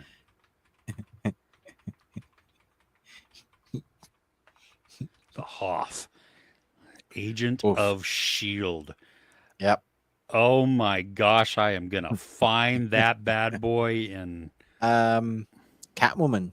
It's pretty bad. That's a whole film about makeup being the evil villain. oh, I've never seen it. Oh, So there you yeah. go. She won the Razzie for that year. Mm. But I that's think she also won a then Razzie when she won Oscar for Monsters Ball. yeah, yeah, I want Yeah, to say yeah, which which is is funny. And she that is showed up for hilarious. both, didn't she? She did. Yeah, like that's awesome. Yeah. Anyway, let Yeah. us know in the comments, guys, your worst superhero movies of all time. There's a few that we haven't mentioned as well, like Captain America 2, Death Too Soon. That was 1979. The Adventures of Shark Boy and Lava Girl in 3D. No. That's a good one. That was what? Come on, that's nostalgia. That's, I mean, it's No, Robert Spy Kids is Rodriguez, and fine, but Shark yeah, Girl and Lava. no, I loved it. I loved it. All right. I quite like the nipple Batman movies. So Oh yeah, they have. Yeah, see, this is how that these holds nostalgic fun. nostalgia. Yeah. Yeah, yeah, yeah. And Jim Carrey in Batman Forever. Come on, Mm-hmm. he's Yep. just legendary. Yeah, Yeah. cool. Should we go to the comments and say hello to everybody? How far are we behind, Chris? Well, we're an hour and a half behind. So, Cool. oh, wait a minute. What's going on here? I lost all my comments. There we go. Okay. You ready? Yes. Hmm. We're gonna say hi to everybody who's here. Cool. Crochet Wild listens here, Mr. Flickster. Oh, Mr. Flickster watched Heads of State. Dude, what a good one. What a good one. So much better than it had any right to be. Yeah. Absolutely 100% agree. Hmm. Death Crochet Wild listen watch Death of a Unicorn. You liked it better than Hmm. we did. Cool. Better Man. I think you liked it less than we did. Um, and then a lot of rewatches too that were new, but those two were new to you. That's cool. That's cool. Cool. Nice. Rewatch John Wick 1 through 3, Cheers. but got sick of gun shooting. That's a lot. I mean, that's a lot of I hours. mean, that's a lot. Yeah. Especially considering number 4 is like the most gun shooting, rooting, tooting, falling down steps for like half a movie. Yeah. Gosh, yes. Lethal Weapon and oh my gosh, and the Jump Street movies. Dude, I've been wanting to rewatch 21 Jump Street and 22 Jump Street. Me too. Like, I know I wasn't the people that like grew up watching the Jump Street series. Oh. That just wasn't Okay. in our. But the movies, I think, are actually pretty funny. You know what's funny for me is I did grow up watching Johnny Depp and then 21 Jump Street. Okay. And then when the movies came out, I thought they were okay. Like it wasn't like something that I was like, "Ooh, yes." I didn't really like Jonah Hill, you know, but then I rewatched it. And now, I mean, I laugh so much at it, and just their timing Yeah. together is great. And the Lethal Weapon movies are great. I mean, all 4 of them are excellent. I really enjoy. First one's because it's just a great buddy cop movie. Second one because we got Krugerrands, and I love the terrible accents. Third one is Rene Russo for me, stealing number 3. Fourth one is Jet Li, and how does he do that with a gun? Like, come on. Yeah. It's been forever since since I've watched any of them, like all the way through. No. We did watch Lethal Weapon, No, the first one, we just watched recently. one, yeah, to like Yeah. for a review or something. Yeah, that was great. Yeah, it was. Yeah, Mr. Joshua, and oh, that's brutal. And Oh, that end fight scene is just great. yeah, scrappy fighting. Skipped every trailer. Hi, Vivek. First off, skipped every trailer and promo Fantastic Four to have a good experience in watching. Yep, Ruth Langmore. Not on your bucket list. Yeah, it was good choice to not watch any of the trailers. Good job. Niket with the drums. What is that? Oh, it's drums. Okay. Yes. I thought it was somebody that was angry. Oh, but yes, now I see could it's see drums. that. Yeah. Hey, Chris. Happy Gilmore 2. Solid legacy sequel. Better than most recent Sandler movies. Great callbacks, heartwarming, and you can tell all the cameos were absolutely ecstatic to be part of it. That's cool. Exactly. That couldn't. I should have said it more succinctly. Thanks, Chris. Chris will be joining us next week while Ruben takes a break. Yeah. Ruben's just gonna come and like sit in the corner and watch. Yeah. Hi, Shram. How are Hey, you? sir. Is the next comment sports? No, It's not. not yet. It's What the not. heck? No, Okay. Shrum then didn't comment for a while. So, yeah, that's because the terrible heat has moved to Kentucky. Oh, that's me. Oh. Yes, because we're enjoying some wonderful coolness for this day. I'm sorry, Tough Cookie. I apologize. Well, I don't. I'm not guilty. I'm not No, I sad don't at all. want it back. No, but I know it's coming, and it's going to be ridiculously hot later. So, yeah. 75 right now Fahrenheit for Crochet While and Listen. Nice. Hey, Maverick. Watching a bunch of horror movies about cults. Just watched The Sacrament yesterday. I don't know if I've seen The Sacrament, but movies about cults, that's fun. Have you seen The Sacrament? I want to say yes. Okay. Are you going to say yes or no? I'm gonna look it up. Okay. Oh, the 2013. I thought it was which one? Oh, yeah. Yeah, there's 2013, there's a few. 2017. It's 2014. 7 friends find themselves stranded en route to the Gulf Coast of Texas when a big storm interferes with their plans. I don't think it's that one. I think. It must be 2013. The Jonestown being presented. Oh, yep. Yeah. That's got to be it, right? Yeah, Christian I Faith would one. think so. Mm-hmm. Yeah. Jim Jones. How was it? Yeah.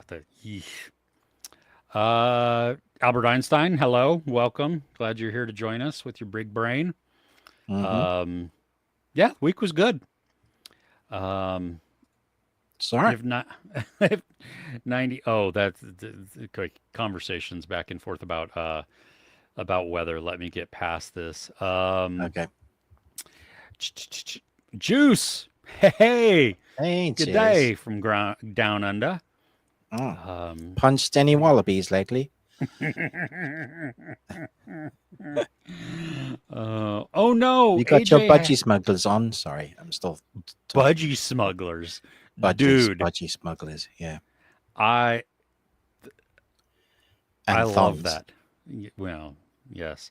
The series that I got sucked into watching, which I still will get to later because I don't think the embargo's up, but it has a lot of thongs in it. Dong, dong, Oh. dong, dong. Yeah. I like the way. Okay.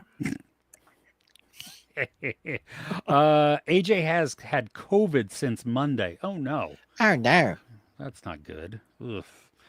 Red Slash saw Fantastic Four in IMAX. And there was baby crying. I've been in movies where the baby has been crying and it's not on the screen, and it has been like, okay, we're about to throw the parents out. So, Vivek said it felt like they cut a lot of scenes from Fantastic Four. Huh. Interesting. I don't know.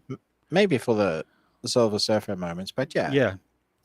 Maybe we'll get in like for like the Blu-ray or 4K. We'll get like an extended, which would be great. Yeah, that'd be great. Yeah. 3.5 out of 5. I love Silver Surfer. 20 more minutes. Oh yeah. I mean that would be. Yeah, that would be great. Ella, the best thing I watched was Wicked. Yes. Death of a Unicorn and Untamed. Untamed was fun too. We didn't actually talk about the first and last one. Yeah. I don't like that middle one. Yeah, I didn't either. But Crochet Wow and listened to it, liked it also. So it's you know, maybe we're jaded and it's just us. Maybe. Could be. Nah. Let's see. First time I watched it wasn't a good movie. Second, third time, I watched it fourth, fifth. I didn't like it. It's just not a good movie. No. AK said, "How are you?" Let's see. MCU reset's going to be Secret Wars for sure. I don't know. Okay. I don't know when that is. I don't know what the order of movies is because I thought Doomsday was like next year, the end of next year. That's soon. Yeah. So yeah. Yeah. And I believe Jonathan Majors has been cleared Recast. of. No, being cleared of the stuff that he was accused of. And then there's been these weird talks that Kevin Feige may bring him back as Kang, which should be weird because we've got Doom. So I don't know. Yeah.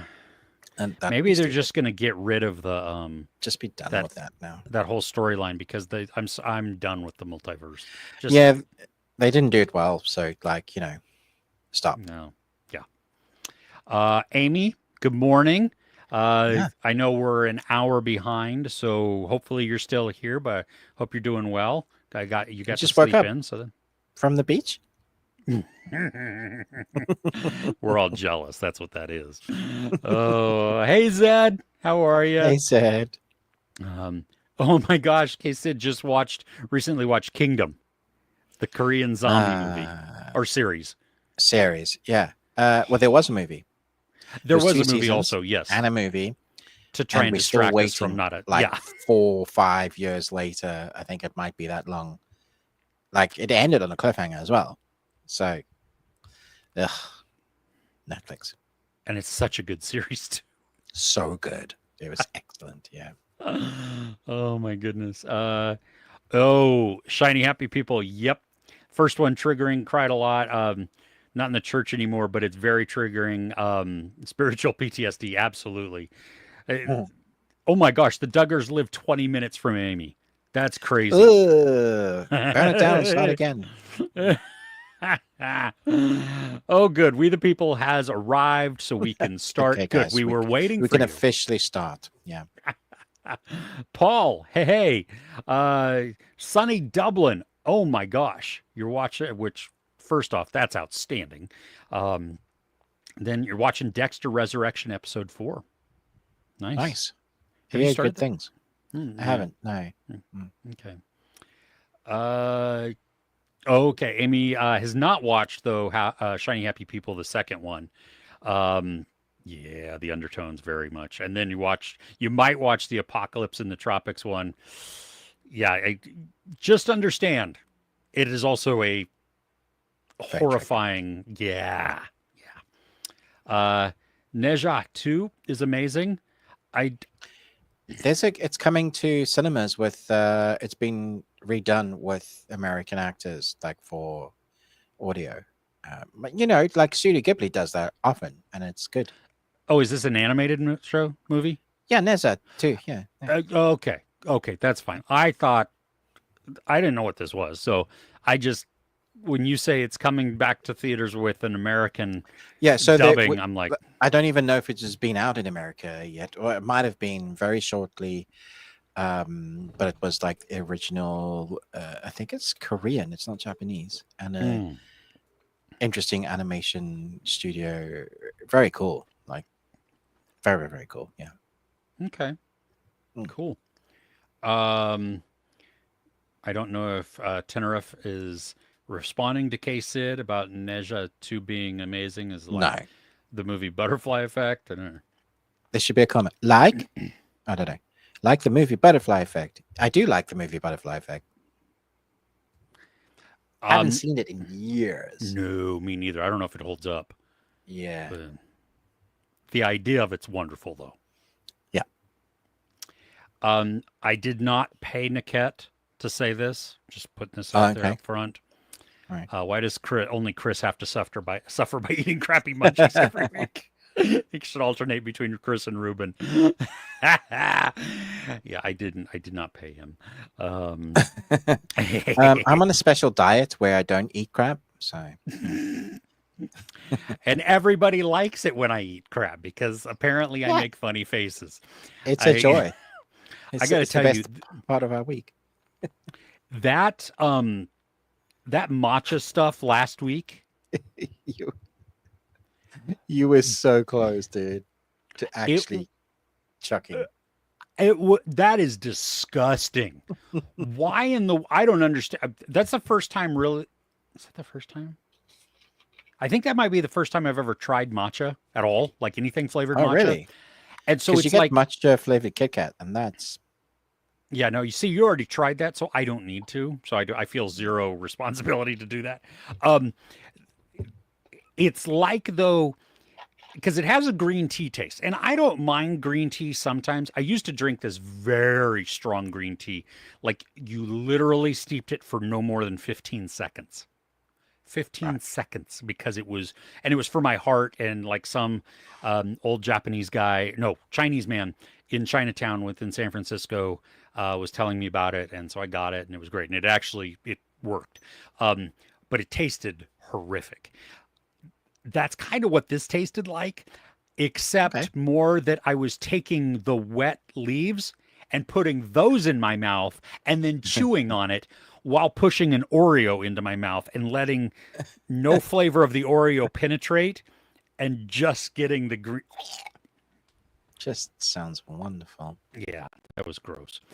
The Martian and Project Hail Mary books are both exceptional. I can certainly attest to the latter part of that. Just haven't read the first one. I think watching the director's cut is great for some movies and terrible for some others. If you ever decide to watch The Handmaiden, avoid the director's cut like the plague. Really? Okay. Interesting. Okay. Yeah, because more often than not, well, sometimes it just adds time. Sometimes it's just longer. Yeah, it doesn't make it better, but it also does, there's sometimes where it doesn't also make it worse, but that's Hmm. that's interesting to see that this one does make it not nearly as good. Oh, there you go. Every sequel of The Crow after Brandon Lee is terrible. Agreed. There you go. 100%. Yeah. Yeah, that should never there They should never be another. just one. Yeah. Have you watched Together? I have not yet. It's not available on your side of the world, but I see lots of good reviews. Did you haven't seen it either, Ruben? No. Okay. I do want to see it. I have not seen any trailers for it. Hmm. So That's good. yeah. And they played another weapons trailer, a different one Ugh. at Fantastic Four. I literally got up out of my seat and left. And You did. I did. Yeah, Fantastic. my son texted me and he's like, "It's over." I'm like, "Okay." So I came back in because he had Talking already about seen some. trailers, Yes, you went to the cinema to watch Fantastic Four, right? yes. Yeah, you did because you reviewed it. Oh, I saw Avatar. Yeah, You saw Avatar trailer. yeah. Did you think it looked okay? It- Better than the last one? it's more blue Smurfs, but now some of them have discovered fire. I don't. Yeah, I some of them are red Smurfs. Yeah. I did. Gargamel.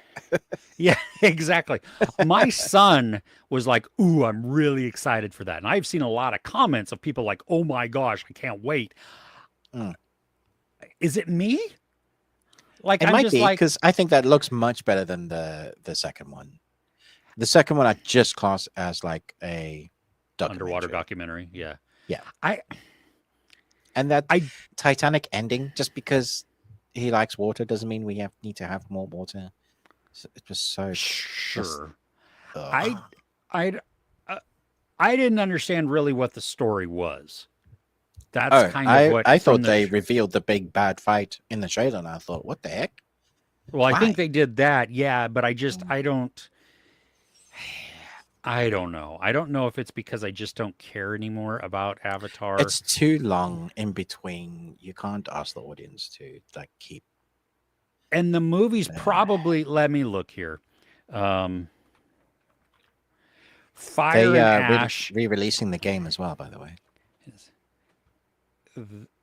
Which game? The Avatar Frontier, like Oh, it syncs in story with, and now they're changing the perspective so you can see third person as well. oh, cool. Uh, Mm. this one is going to be 3 hours and 12 minutes. Cool. I mean, they're always long though, weren't they? They are.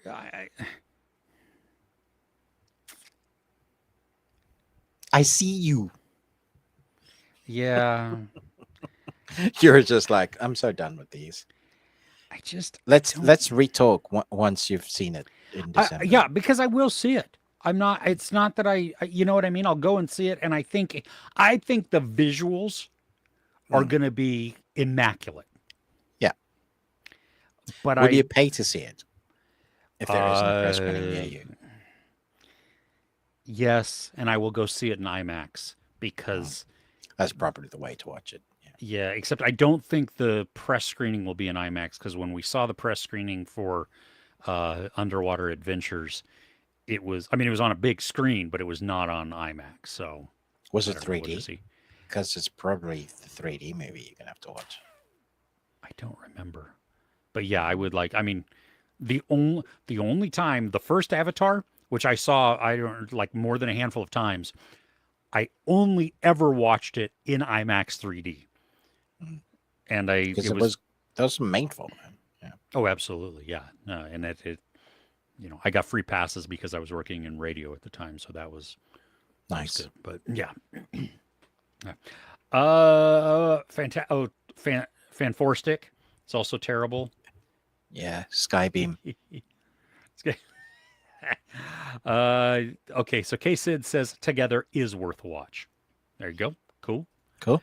If you Retsoff would have to rewatch Jonah Hex again, but I remember not being impressed. Some say Howard the Mm. Duck, but there's a little piece of my heart that with that movie that no matter how problematic it is now, that Yeah, I is got some not a good movie. What? Jonah Hex. No, carry on. I need to Oh, okay. check my facts before I continue. Okay, I've not seen Jonah Hex because that's what Josh Brolin and Megan Fox.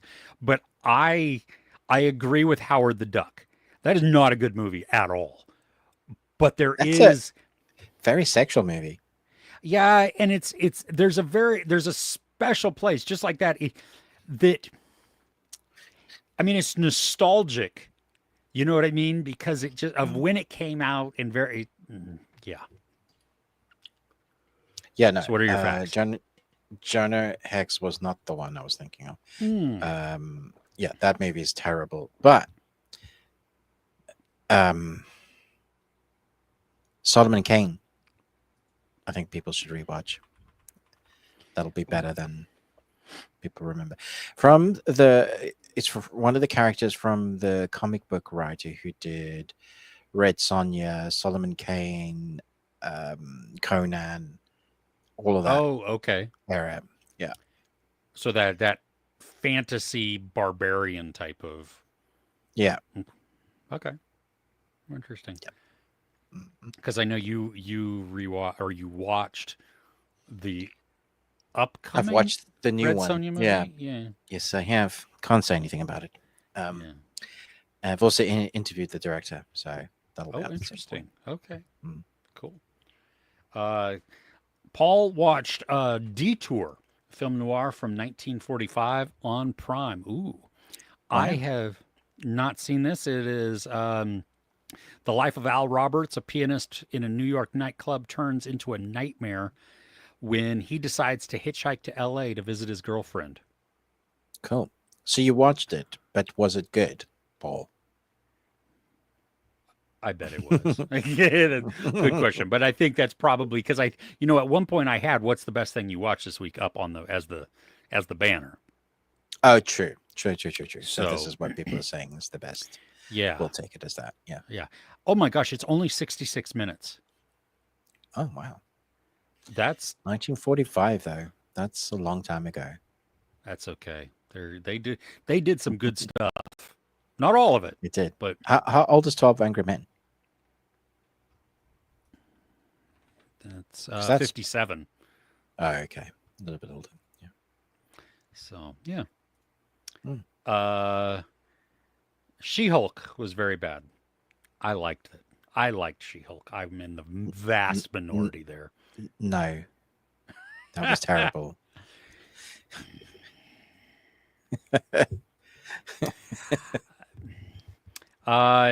Sid wants to watch Moon Knight. Is it good? Yes. It was so unique and so different. Yeah. And if they never revisit it, I'm so sad because of a superhero reveal that we get towards the end that it's like, It was so good. And I was just like, we need more of that. Come on. yeah, you can't give us this character and then never do anything with it. Do nothing with it. Ugh. Well, considering they're rebooting everything, probably going to do nothing with it. Probably, yes. I wonder what's going to happen to all the new Daredevil and Jessica Jones as they're all part of the timeline now. I don't know. Yeah. Yeah, Sid, it is worth a watch. Yes. The Wicker Man, probably the best cult movie of all time. Nice music too. Which Wicker Man are we talking about? The original? Oh, or the Nick Nicolas Cage one is the best movie of all time. What are you talking about? Oh my god! Gotta be the Nicolas Cage one. That But- scene alone. The bees. Oh my gosh! But that movie is so iconic as a setting type of feel. You know what I mean? Whenever you have a character go into a sketchy town or area Yeah. where That's kinda what everybody people is think. sus. Yeah, that's it. Yeah. And that tells you something about the power of that. While the movie may or may not be great, however you land on that, the fact that it I mean, holds that. Whenever you're driving in America and you're driving past a cornfield, do you not think of Children of the Corn? Yep. Right? Yeah. Yep. Yeah. Yep. And I Exactly. also I also think of In the Mouth of Madness. I'm waiting for somebody to go by on a bicycle several times. Yes. Nice. uh, Ellis has been watching Palm Royale with Kristen Wiig on Apple TV. In need of an easy, brainless series, and it fits the bill. Surprisingly entertaining. Nice, nice. I watched only an episode or two, and I think it was me at the time. I just wasn't into it, and so I didn't finish. But Kristen Wiig is great a lot of the time. Yeah. She was in The Martian. She was. Why is it called Project Elron? I hate every one of you. I hate every one of you. And to have Sean Bond in there also taught to I know. Sean Bean. Yes. Oh my Sean gosh, Bond. it is Sean. Bean.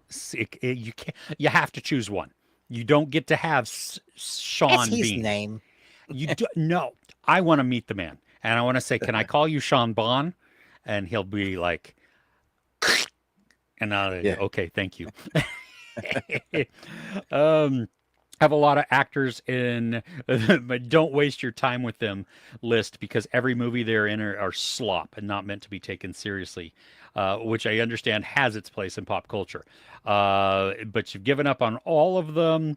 But one of the actors on my list, Dwayne Johnson, has a project coming up which I'm genuinely intrigued about. Agreed. Yeah. The UFC one, right? Where he's Smashing the Smashing Machine, where he's literally unrecognizable as The Rock. They've done like some prosthetic makeup on him, and it looks brutal. And Krasinski's wife is in it as well. Emily Blunt. Yeah, Emily Blunt, and they're like partnering again because the second film they've done together. Yeah, I'm really looking forward to this. Been saying for a while, like this is what he needs to do To show us he can do something different. Yep. Yeah. Albert, I'm curious though. Give us some of these actors that have on your "Don't waste your time." Don't hide behind your keyboard. Come on, Albert. You're the smartest man, one of the smartest men alive. Yeah. Absolutely. Dead. Hey, you guys. Welcome to Wrexham. Yeah, that's good. The movie Eden. I don't know what that is. I'll have to look. And then a documentary called The Rubber Keyed Wonder about the Spectrum 48K. That's a whole lot of words. Cool. Are you talking about the computer console, the gaming console Spectrum, or people on the Spectrum, or what's it? Rubber Keyed. It's a great title. Yeah, it is. Eden, though, is a Jude Law movie. Oh my gosh, it's got Ana de Armas, Vanessa Kirby, Daniel Bruhl, Sydney Sweeney. I've never even heard of this movie. Yeah. Huh. Okay. I haven't either. Sinclair ZX Spectrum.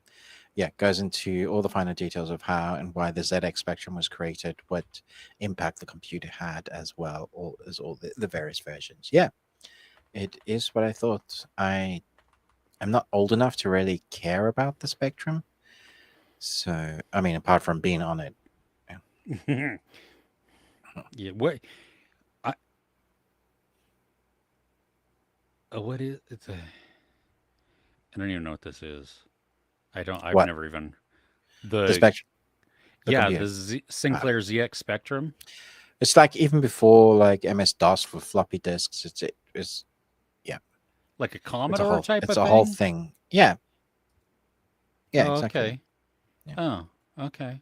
Interesting. All right. Cool. Okay, Nejas 2 is Chinese, highest grossing movie this year. Interesting. Oh, it's Chinese. Okay, cool. Really thought it was Korean. Yeah, Adam Sandler, Punch Drunk Love, Uncut Gems, and his worst. Well, not good.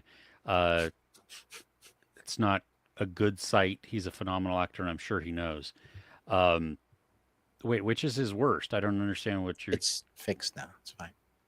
You're not saying Uncut Gems is his worst, because that's not true. You can't say that. And Punch Drunk Love was great. Yeah, I think these are his best. His best. Yeah. Yeah. Even the one that he did, the Netflix one, It was the basketball one. While not as good as those, it was still a very solid entry. Like he was showing the depth, the emotion, the Yeah. darkness, and But even his terrible films like Who Be Halloween, stupid, funny. fun. Hmm. Yeah. I had forgotten about that one. Thank you. No, I need to put that on my list to watch for Halloween because it was you just don't. It's terrible. no, it is terrible, but it It was was fun. fun. Yeah, it was fun. And I Knew think it exactly what knew it it. was. Yeah. Yeah. But I wish he could be always serious. I don't know about I like him. that. Happy Gilmore too is great. Yeah. Yeah. I mean, Robin Williams was phenomenal at drama and obviously at comedy also. I mean, Good Morning Vietnam was a wonderful mixture of that. Yeah. Even Dead Poet Society, Yeah. amazing. So, yeah, I don't want them to lose their funny side because I think No. that's what helps them be There's a such place for comedy. yeah. Well, and it helps to make them such a powerful dramatic actor. Mm. Who watched the classic comedy movie Parenthood? Still holds up. Wow, Steve Martin. Remember that? That's Steve Martin. It's just I thought the Olsen twins was Parenthood. Is that Parent Trap? No, that's Parent Trap. Yeah, no. Parenthood. It's like um, Oh all yeah. I the remember that yeah now. Yeah, okay. yeah. That is old. Wow. Yeah, it's a dramedy, but yeah. Keanu Reeves is in it? What? Wow, I'm gonna have to rewatch that just for that. What? And Joaquin? There are Yeah, so many people in this I movie. remember Rick Romanus in it, but wow. Did not know Keanu was in it. Wow, there's a lot of people. Yeah, been a long time. Okay. Yeah, Yeah, definitely time for a rewatch. yeah, that's cool. Your special diet, Ruben.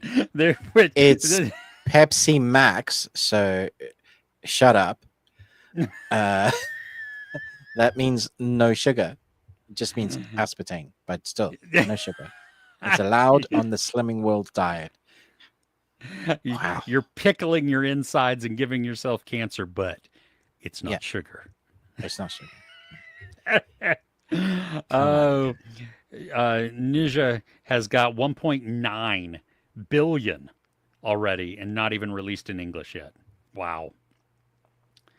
Paul is trying to change diet. A type 1 diabetic. Ooh, and just had a place of slices of raw carrot. That sounds. I am so sorry, Paul.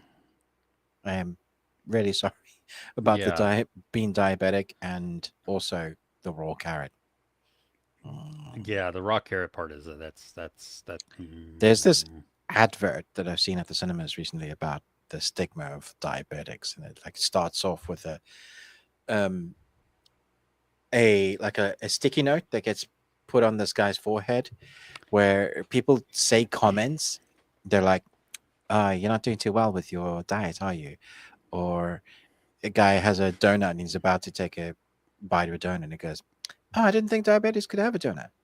And it ends with the guy just having a full clothing of just sticky notes of all these comments on him. And then he's going to his appointment for his diabetic, and it comes up with 40% of people don't attend their diabetic appointments because of the stigma attached to it. And I was just like, oh. Again, we've had a good run. Yeah, right? People suck a lot of the time. Not you people in the comments, but I mean that's the shaming without any type of context. Shut up. Just you shut up, man. Yeah. Just, no, you shut up. You shut up, dude. What's mine say? Oh my gosh. Kay said, I don't know what we're talking about here. Infinity War or Endgame? Is this your favorite superhero or your worst? Because if you're saying worst, gotta go. Infinity War is the better movie. Endgame is wonderful to watch. That's how I see that. Yes. And do you remember the end of Infinity War, sitting in the theater, the only sound hearing are sniffles? Silence. Yeah. Silence. And Yeah. And some parent brought their kid to watch this, and the kid's just like, uh, not like this. Mr. Stark, I don't feel too Mom, I don't feel so good. My mom's going to be so pissed. Brutal. So ballsy to end it like, just let's kill off all our favorite superheroes and leave it there. Great. And then make Great. us wait a year. A year. We were so ready. We were so ready for Endgame. But that's how you do it, also, though. 10 years of character building and development so that when characters, even if we've only met them in the last couple of years, are killed off, it hurts. Yeah. Tony holding Spider-Man. Like, Stark, that's like, that is so brutal. And characters we thought, because of who they were, would get a pass, right? And then seeing Black Panther just suddenly disintegrate, I was like, holy crap, really? Okay. Yeah, that one was, I was like, wait, what? Yeah. AJ, hey. Glad that you're up. Sorry that you have COVID. Ugh. Oh my gosh, second time you've had it too. Oh goodness. Well, hopefully you get to see Fantastic Four soon, because I think you'd probably enjoy it. Albert rewatched Whiplash. I still have not seen that. I watched that for the first time, I think last year, and I was like, wow. Like, I knew it was going to be good. Like, I know this film was good, but I had to be in the right mood to watch it. And it was as brutal as everybody said, but also as good. Yeah. That's why I'm like, I want to watch it, and I do not want to watch it. It's also going to hurt your soul. Yeah. Do not like Avatar. Do not see the hype for it. I mean, 2.4 billion people say, other people say otherwise. Yeah. Highest grossing film of all time. Just saying, Albert. How smart are you really? No, I'm kidding. I'm joking. Anybody like Zack Snyder's Justice League? Yes. Yes. Cool. Let's easily the better of the Justice League's movies. Oh, Amy watched Killer Joe last night. Oh my gosh. Okay. Yeah. It came. I haven't watched it yet, but it came. Yeah. Oh so my goodness. Getting ready to watch it. Yeah. Pretty good in a lot of violent ways. Boyfriend really liked it. It's so dark and just, yeah. You have to finish watching Heads of State. Yeah, that's going to be fun. I'm going to rewatch that one soon. Yeah, me too. Didn't care for Avatar. Ella didn't care for Avatar, and it was Best Picture, so glad there's so much variety available. Yes, something for everybody.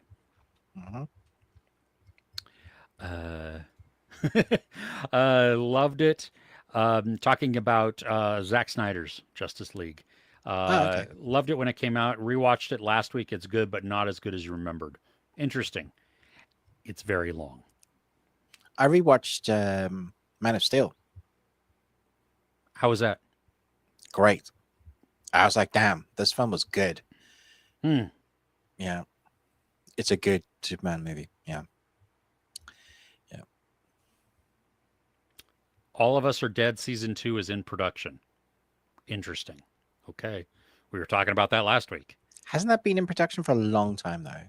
I thought it was coming out soon. Interesting. Okay. Yeah, I don't know. Cool. Recommendation for the week. Pluto from 2023. Generally can't think of any flaws this show has. It's adapted from manga author Naoki Urasawa, who also made Monster. It's an anime that tackles really interesting topics. I've done a review on it. Yeah, very very good. It has no flaws. It's a perfect anime. Yeah. Wow. One of the greatest shows ever made. Oh, Monster. One of the greatest shows ever made. Manga was adapted Hmm. into 8 1-hour episodes. I think Pluto does best is its portrayal of philosophical themes. And what's terrible about this is Netflix completely failed the show by not marketing it at all. I agree. Yeah, it was fantastic. It was really good. Yeah, Hmm. I agree, Uh, Albert. Detour was very good. Paul stepped away Cool. for a minute, and Oh so yeah, answered yeah. there. He's come back. Good, good to know.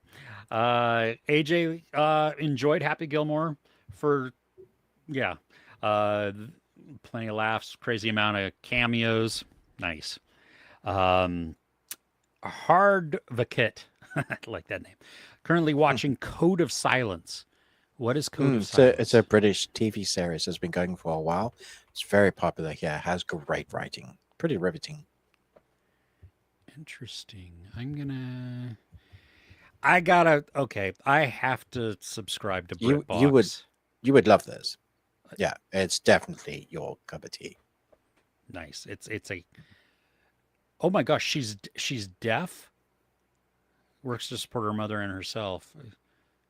Oh wait. Oh yeah, oh, okay. Yep. Want to really watch this? That's good standing. Yep. Um, want Ghost Rider movies to come? Why have they stopped? Because they didn't make a lot of money and they weren't very good. As much as I love Nick Cage as Ghost Rider, because it fits, he's crazy. Yeah, the Ghost Rider in Agents of Shield was fantastic. Who played that? The guy that plays what's name's brother, Joel's brother in Last of Us. Oh, I like Mm, him. Okay, nice. Sorry, I forgot his name, but yeah, Yeah, no, I well, I know I that gives it at least a frame of reference. So, yeah. um, uh, watched the Hindi series Patal Lok, season Mm, 2, a must watch. yeah, Probably I'm have to not a watch fan. season. Oh, you're not a fan of that? Mm. I haven't seen season 1. Gabriel Luna, that's the one Oh, okay. Yes, for not in Ghost Rider. Patal Lok. None Patella.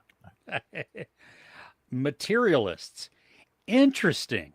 Um, like Celine's songs, Oscar-nominated directorial debut, Past Lives. Materialists um, is about human connections and choices. Focuses on self-worth. Wow, favorite romance film of the year.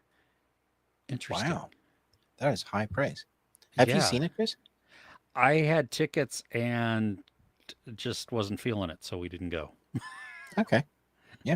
I mean, it's I not, mean, and not because that's of the fair. cast. I mean, you've got what Chris Evans, Dakota Johnson, and Pedro Pascal. Mm.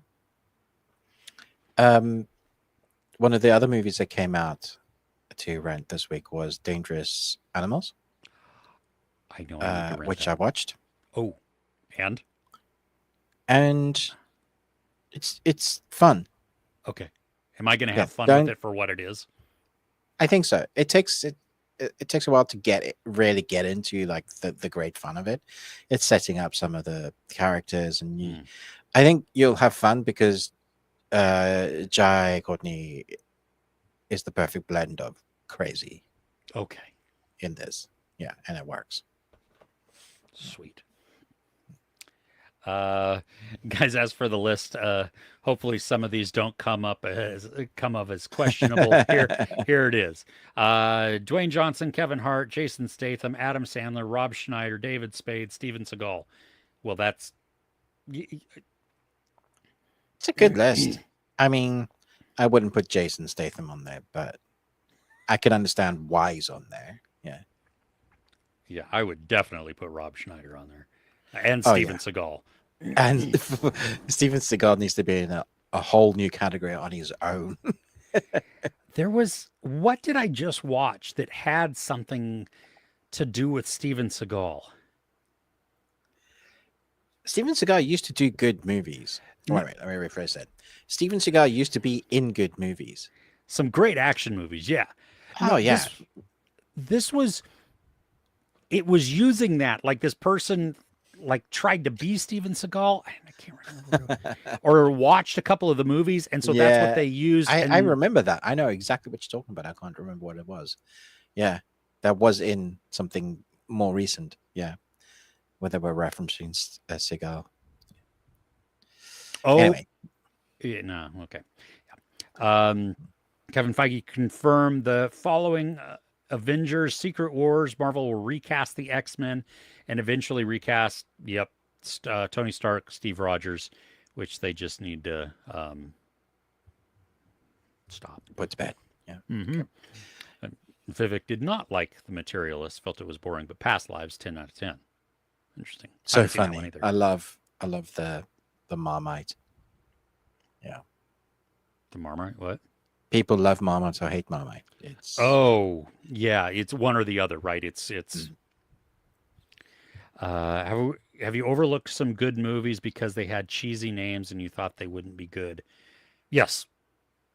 Yes. I've overlooked some Probably. movies that didn't look like they were going to be good regardless of the title or who was in them. Like I saw the I mean, trailer or something. I judge books by its cover. Like, if it's got a good cover, I'm like, ooh, okay, and I pick it up and then I'll read the jacket. I'm like, I love the creative ideas here, and it gives me an idea of like the flavor before I read like the meat. So yeah, a movie definitely title. You can often tell by the post of the movie how shit it's going to be. And depending on what you're in the mood for is whether you will like, okay, this could be so bad that it's going to be in that Sharknado kind of vibe. Great, I'll watch that. Or it's trying to be good, but it's just terrible. Like I didn't watch it because the poster alone looked like garbage. That Mm. Omar Sy movie that was just out um, with Kerry Washington, maybe, where they were um, assassins, dueling assassins, maybe. I don't even know. I think it came on Prime, maybe. I remember it went to theaters first. It did not look good at all. Mm. And apparently it was trash Yep. once everybody saw it. So Yep. that's, yeah. Yep. But I have to say, though, there are movies that I have done that and then eventually watched and Yeah. kicked myself for like, why did I wait on this? You know? Marketing teams need to be good at their jobs, and if they don't do a good job and it hurts it, they need to give part of their funding back because they're just terrible at their jobs, right? Mhm. So like, we paid you to do a good job and it turned out that you didn't. Not at all. Like trailers need to be held accountable, right? We need to go back to A poster and a teaser max. yeah, the Yeah. give us maybe a quarter of a or an eighth of a synopsis. You know, I don't even want to know the whole plot. I just want to know Because what now it's at least 3 to 4 main trailers, 2 teasers, 2 featurettes, and about 3 to 4 clips. Yep. And a bunch of posters. and a special look too. You know. Oh yes, the special look. Let's not forget the special look. So you've literally seen the entire plot of the movie in every. But so why do I have to go watch the movie? And most of them keep it in order. Also, Yeah. that's the other part. Why would you? Awesome. They have any scope for You series to make another season? I don't understand that. You is coming out with the final season. I don't know if that's what you're talking about. You, yeah. There's I one more think so, season yeah. and they're done. Yeah. Megan Fox, Vin Diesel, Gerard Butler, Jai Courtney, Taylor Lautner, Amber Heard, and because of Bruce Willis and Mark Wahlberg recent films, they've been entered in the banned list.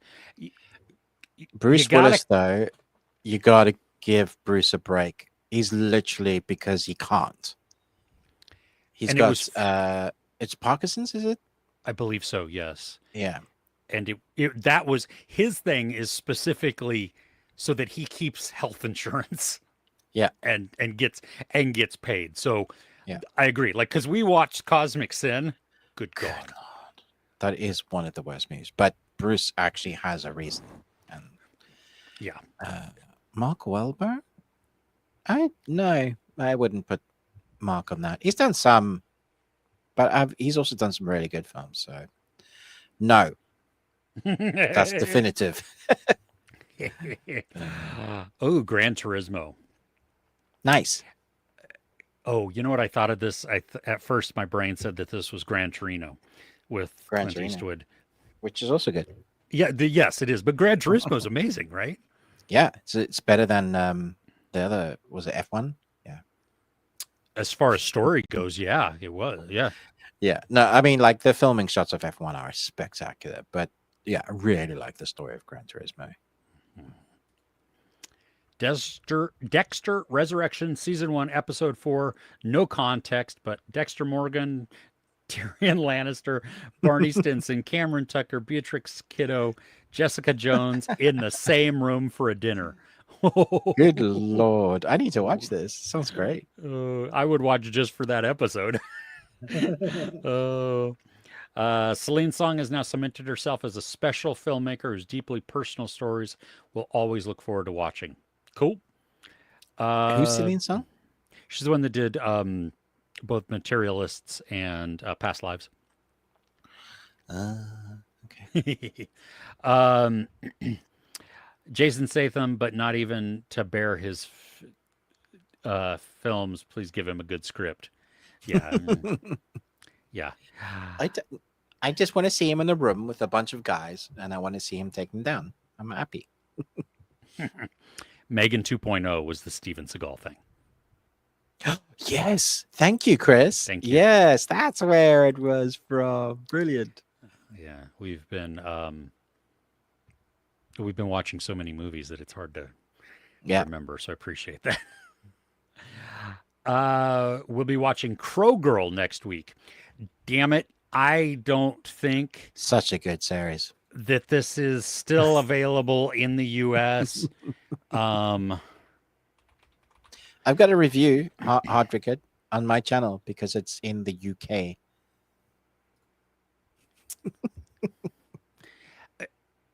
This is the thing. It's a Paramount Plus show, which Paramount Plus is not in the UK. Or no, now it is, right? It is, yeah. It is now. That's where I watched it. Yeah. Yeah. It's still not available in the US.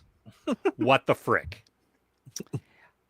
I do not endorse this, but sketchy sites may be the way to go for us Americans who have a VPN. And yep, I'm gonna go find this because this is just ridiculous. Yeah. Every movie with Jason Statham has been the exact same. I mean, for the last 10 movies, yeah, probably. But Lock, Stock was great, right? Snatch? Yeah, Snatch. Those weren't the same. Yeah. Steven Skull is living in Russia, and they said Russians are tolerant. Brilliant. That's great. That's a great comment. Oh, You ended with season 5, and they kind of ruined the ending. Oh, did it end? That's how good season 5 was, obviously, that I can't remember how it ended. Hey, you. Like, shut up. Adria Arjona has been cast as the co-lead in the Thomas Crown Affair, directed by and co-starring Michael B. Jordan, also starring Lily Gladstone. There was another actress that walked off the set because of differences. So really? they had to recast her. Yeah. Interesting. The first one had James Bond in it, right? Yes, Pierce Brosnan. Yes. Okay. Yeah. Interesting. Yeah. Really liked that movie. I'm not sure which movie we're talking about now. Thomas Crown Affair? Yeah. Maybe. Right. Watched Wall to Wall. And the recommendation was really good. Oh, yeah. Nice. Yeah. Hey, Paul, what anime are you watching? Because I know you're a big anime lover. Nice. Yep, need Britbox also. Yeah, this is one of the ones that I really think I'm gonna It's time to get. I mean, you enjoy. have all the subscriptions. You might as well.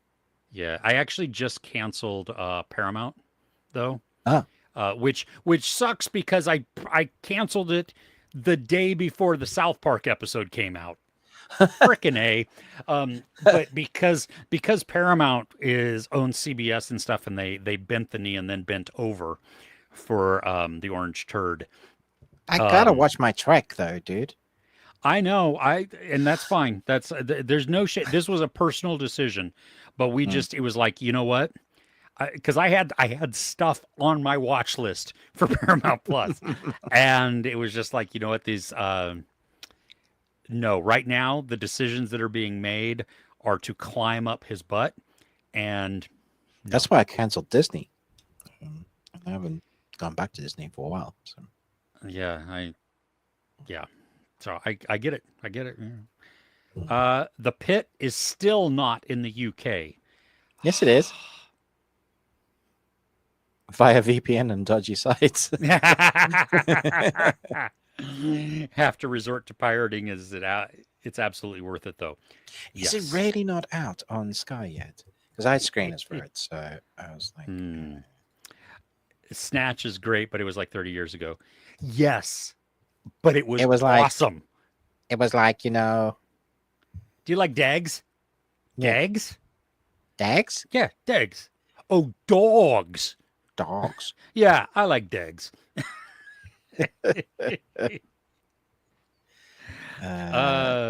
Statham in I'm just, Homefront was amazing. What was Homefront? Do you know? yeah, it was a great Homefront? film. I really like What, that film. I've seen what it like it's one of his films I've seen a number of times. former DEA agent moves his family to a quiet town where he soon tangles with a local meth drug lord. Oh, so good. Yeah, Interesting. James Franco. Is James Franco like yeah, the he's dirtbag? exactly who you think he's going to be. Yeah, Perfect. Okay. and it Because works he is a so well. dirtbag, so Yeah, that yes, yeah, yeah.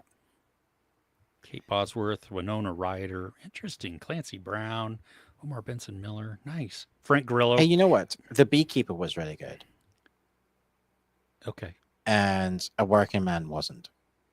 okay. I had fun with Meg, Yes, right? not so much Meg 2. Meg 2 was ridiculous. Wrath of Man was different as well. I haven't seen Yeah. that one. You know, we talked about a couple, well, quite a while ago now, I think, actors who we don't think can act. Um, Yes. Frank Grillo. I think you I might be right. I liked him in Warrior. That was the first time that I ever remember seeing him in a film because it Wasn't he good worked. in Wheelman? I've not seen Wheelman. Uh, So, but there was a series though that you really enjoyed that was like timey wimey on Hulu, I think that he was his in. part in the the Purge movies was good. I don't remember him that. Boss Okay. Level. That's the Oh yeah, that was good. Yeah, okay. Yeah. yeah, I don't remember him in the Gray at all. But yeah. so No, many there are a times now bunch of these actors that do that. Yeah. you just put him in a Kevlar suit and give him a gun and have him walk all tough next to somebody. Mm. And I don't know if that's just the parts he's being offered or what, but yeah. Uh always remain a fan of Jason Statham. Um Agreed. best movie of Christian Bale. Uh did I miss something? I don't know what we're American Psycho.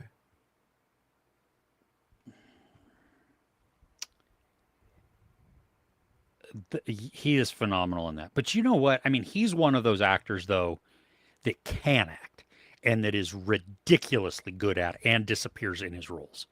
He changes his body mass for the roles he's in. That can't be Often. healthy. It's not healthy. It's not good for you. Did you see The Machinist? Yeah. Yeah. Brutal. Uh, last recommendation, Last One Laughing, UK. Oh, Last One Laughing UK. It's about a group of stand-up comedians in a room, and the last one to laugh wins. Uh, yeah,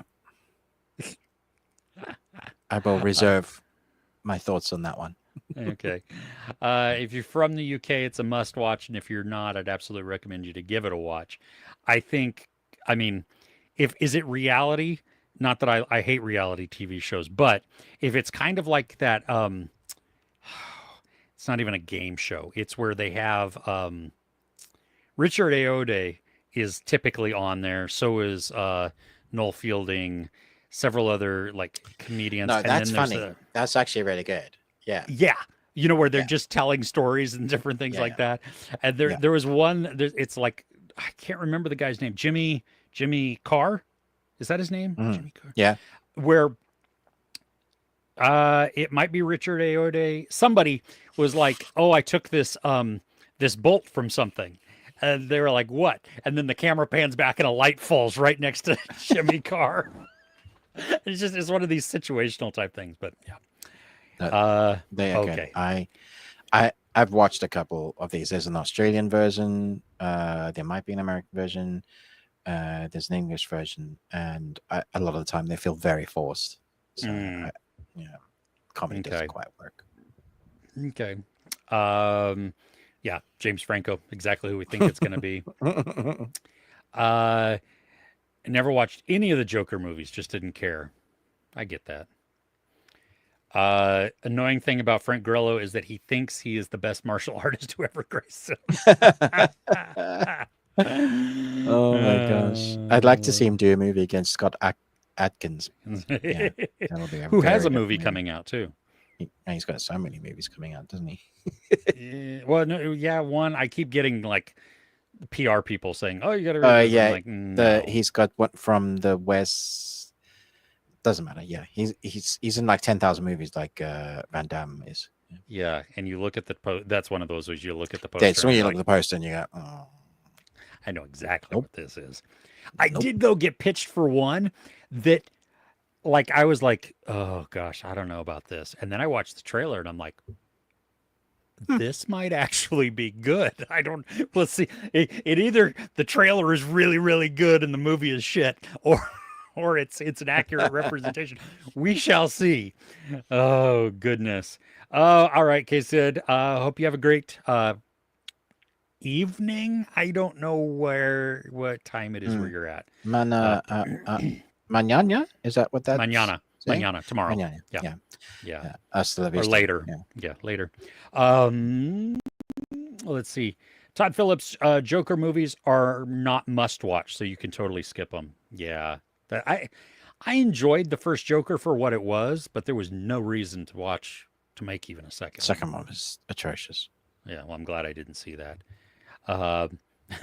Scott Adkins is super legit martial artist.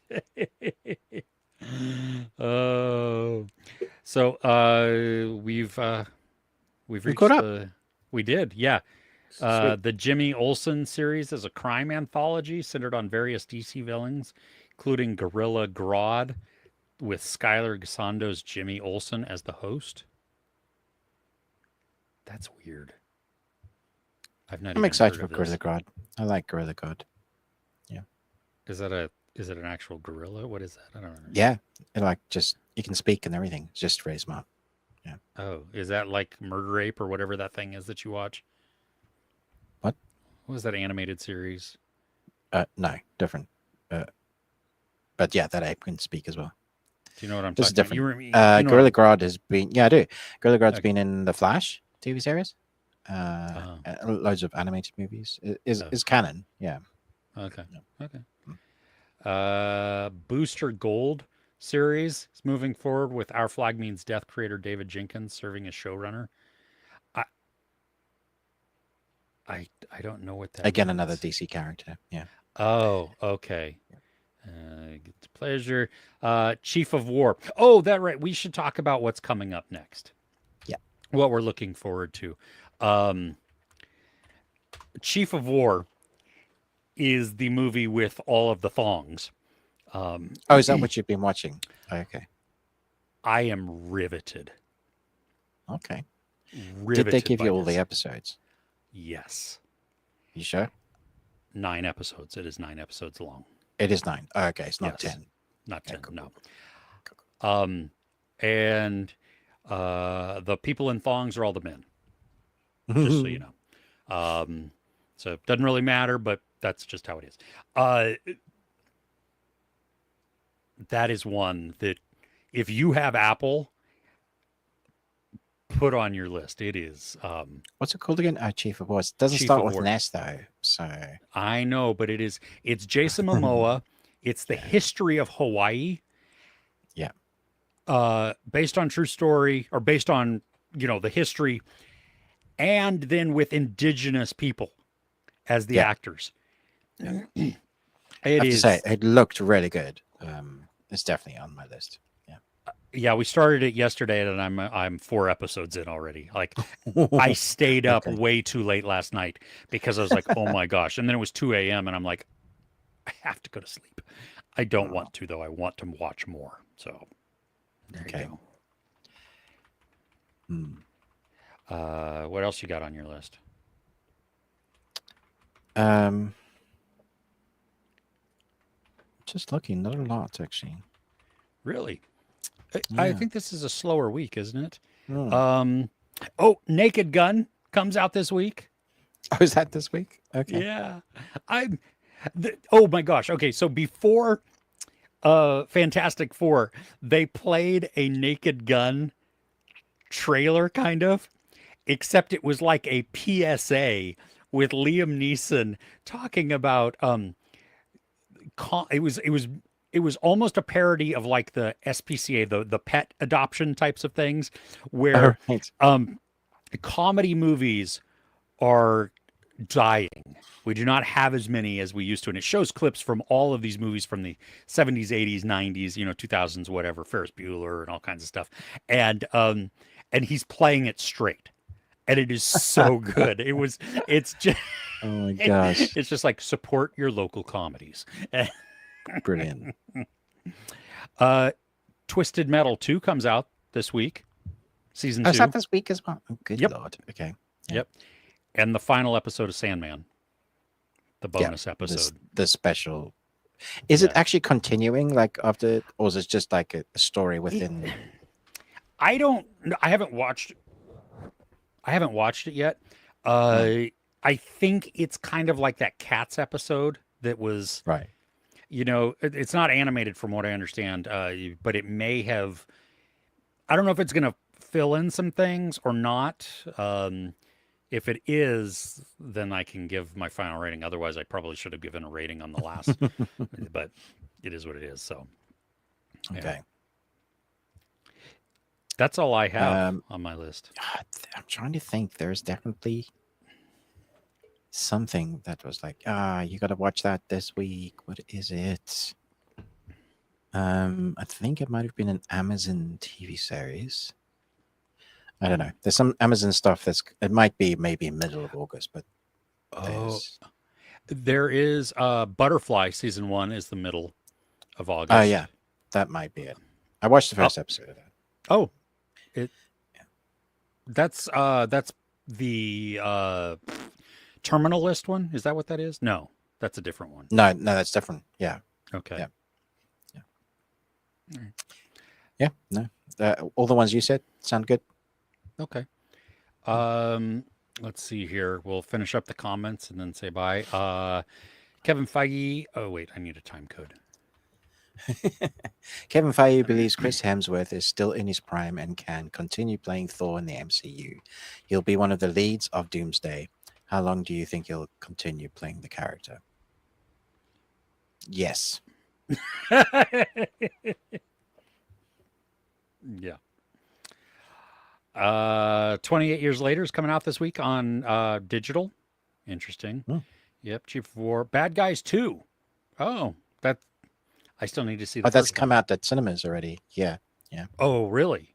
Interesting. Mhm. Okay. Why is DC making so many shows? I think because they haven't had any good ones, and it's James Gunn's way of introducing a bunch of characters. Even though I hope we can all agree that it's stupid to make character only shows that are relevant that you have to watch if you're going to see a movie. Because Yeah, there's a bit of favoritism as well because Peacemaker's got a couple of characters that are from the other universe that no longer exist. Like Shazam isn't in that universe, and one of the others I can't remember. But yeah, oh yeah, the one with Dwayne Johnson. That movie isn't canon. Black Adam. So Black Adam and the Shazam movies are not canon, but his wife appears in those movies as the character that she is in Peacemaker. And so there's all this like canon that's not canon. And Peacemaker was one of them that wasn't cancelled, but everything else was, sort of thing. So you're like, what the crap, man? Whatever. It doesn't matter. I like where it's headed. I think I loved Peacemaker. I thought the first season of that was incredible. Looking forward to the crazy shenanigans of number 2. More of in the tone and vein of Superman, just more character based. I think I would like more of like just do contained stories, connect them together like Marvel's doing at the moment, which is Agreed. Life of Chuck is coming to digital. Memoir of a Snail coming to Hulu. Ick. Oh, I don't know what that is. Dracula, A Love Tale. She Rides Shotgun, The Naked Gun. Yep. Dope Girls on Hulu. Huh. Leanne. WWE Unreal Season 1. There you go. The Life of Chuck I really want to watch, but it's not coming out until the 22nd of August at the theater at cinemas. Yeah. So I guess I'll just VPN it.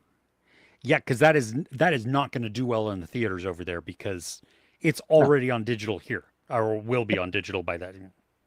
Yep. Wow. Under a Dark Sun, Netflix miniseries, Lord of the Mysteries, and Water Magician on Crunchyroll. Yeah. Cool. Have you watched either of those? No, I know of the Lord of the Mysteries. That's on my watch list for sure. Shouldn't they focus more on movies because they're basically the same budget? Yeah, but that's part of the deal to prop up the DC IP within Max or HBO, Warner Brothers. Eyes of Wakanda on Disney Plus. Oh, really? Yeah. That's an animated one. Okay. Latest Cleavates and Tugan Anki. Tugan Anki is one I've heard very good. Those are anime. Okay. Yep. Those were words, kind of. Those were words. Yeah, cool. Thanks, Paul. Nice. Both BritBox and Acorn. I had Acorn for a while, but I got rid of it because it was like a lot of old stuff, which is not bad, but it's old TV stuff, though. It struggled to get anything current. BritBox, though, looks like it has both. It's got the British stuff. Yeah. Yeah. Paul had stepped away again. That's why the delay. That's okay. You like Rock? You got to watch Rock is the Lady's Modesty. Ooh. Music is awesome. Interesting. Okay. Okay. I will be adding that one. Nice. Rock is the Lady's Modesty. Okay. What a title. Yeah. As long as DC can make shows as good as Peacemaker and the Penguin, open for more in-depth shows about a lot of their characters. So I think that's great to be able to go deeper on a character, but I don't think that you should have to subscribe to HBO to get context for a movie. But that's the same with MCU. The MCU was doing that. So like, hey, you guys haven't seen this, so you won't know blah, blah, blah. Like, yep. Not good. Yeah. Making more shows over movies and TV shows it doesn't have as much audience as movies. Yeah, very true. Very true. But DC have everything connected. I think you'll be able to watch 6 shows to understand what. Yeah, exactly. Um, yes, we have. We talked about it at the 40-minute mark. So, long story short, it's fun. Gunna said he's learned from mistakes at Marvel, so hopefully he'll make it so you don't have to watch the shows to follow what's going on within the movies. I hope so. Hope so. So, okay, Ruben, we caught up. Cool. I'm gonna write down the time code.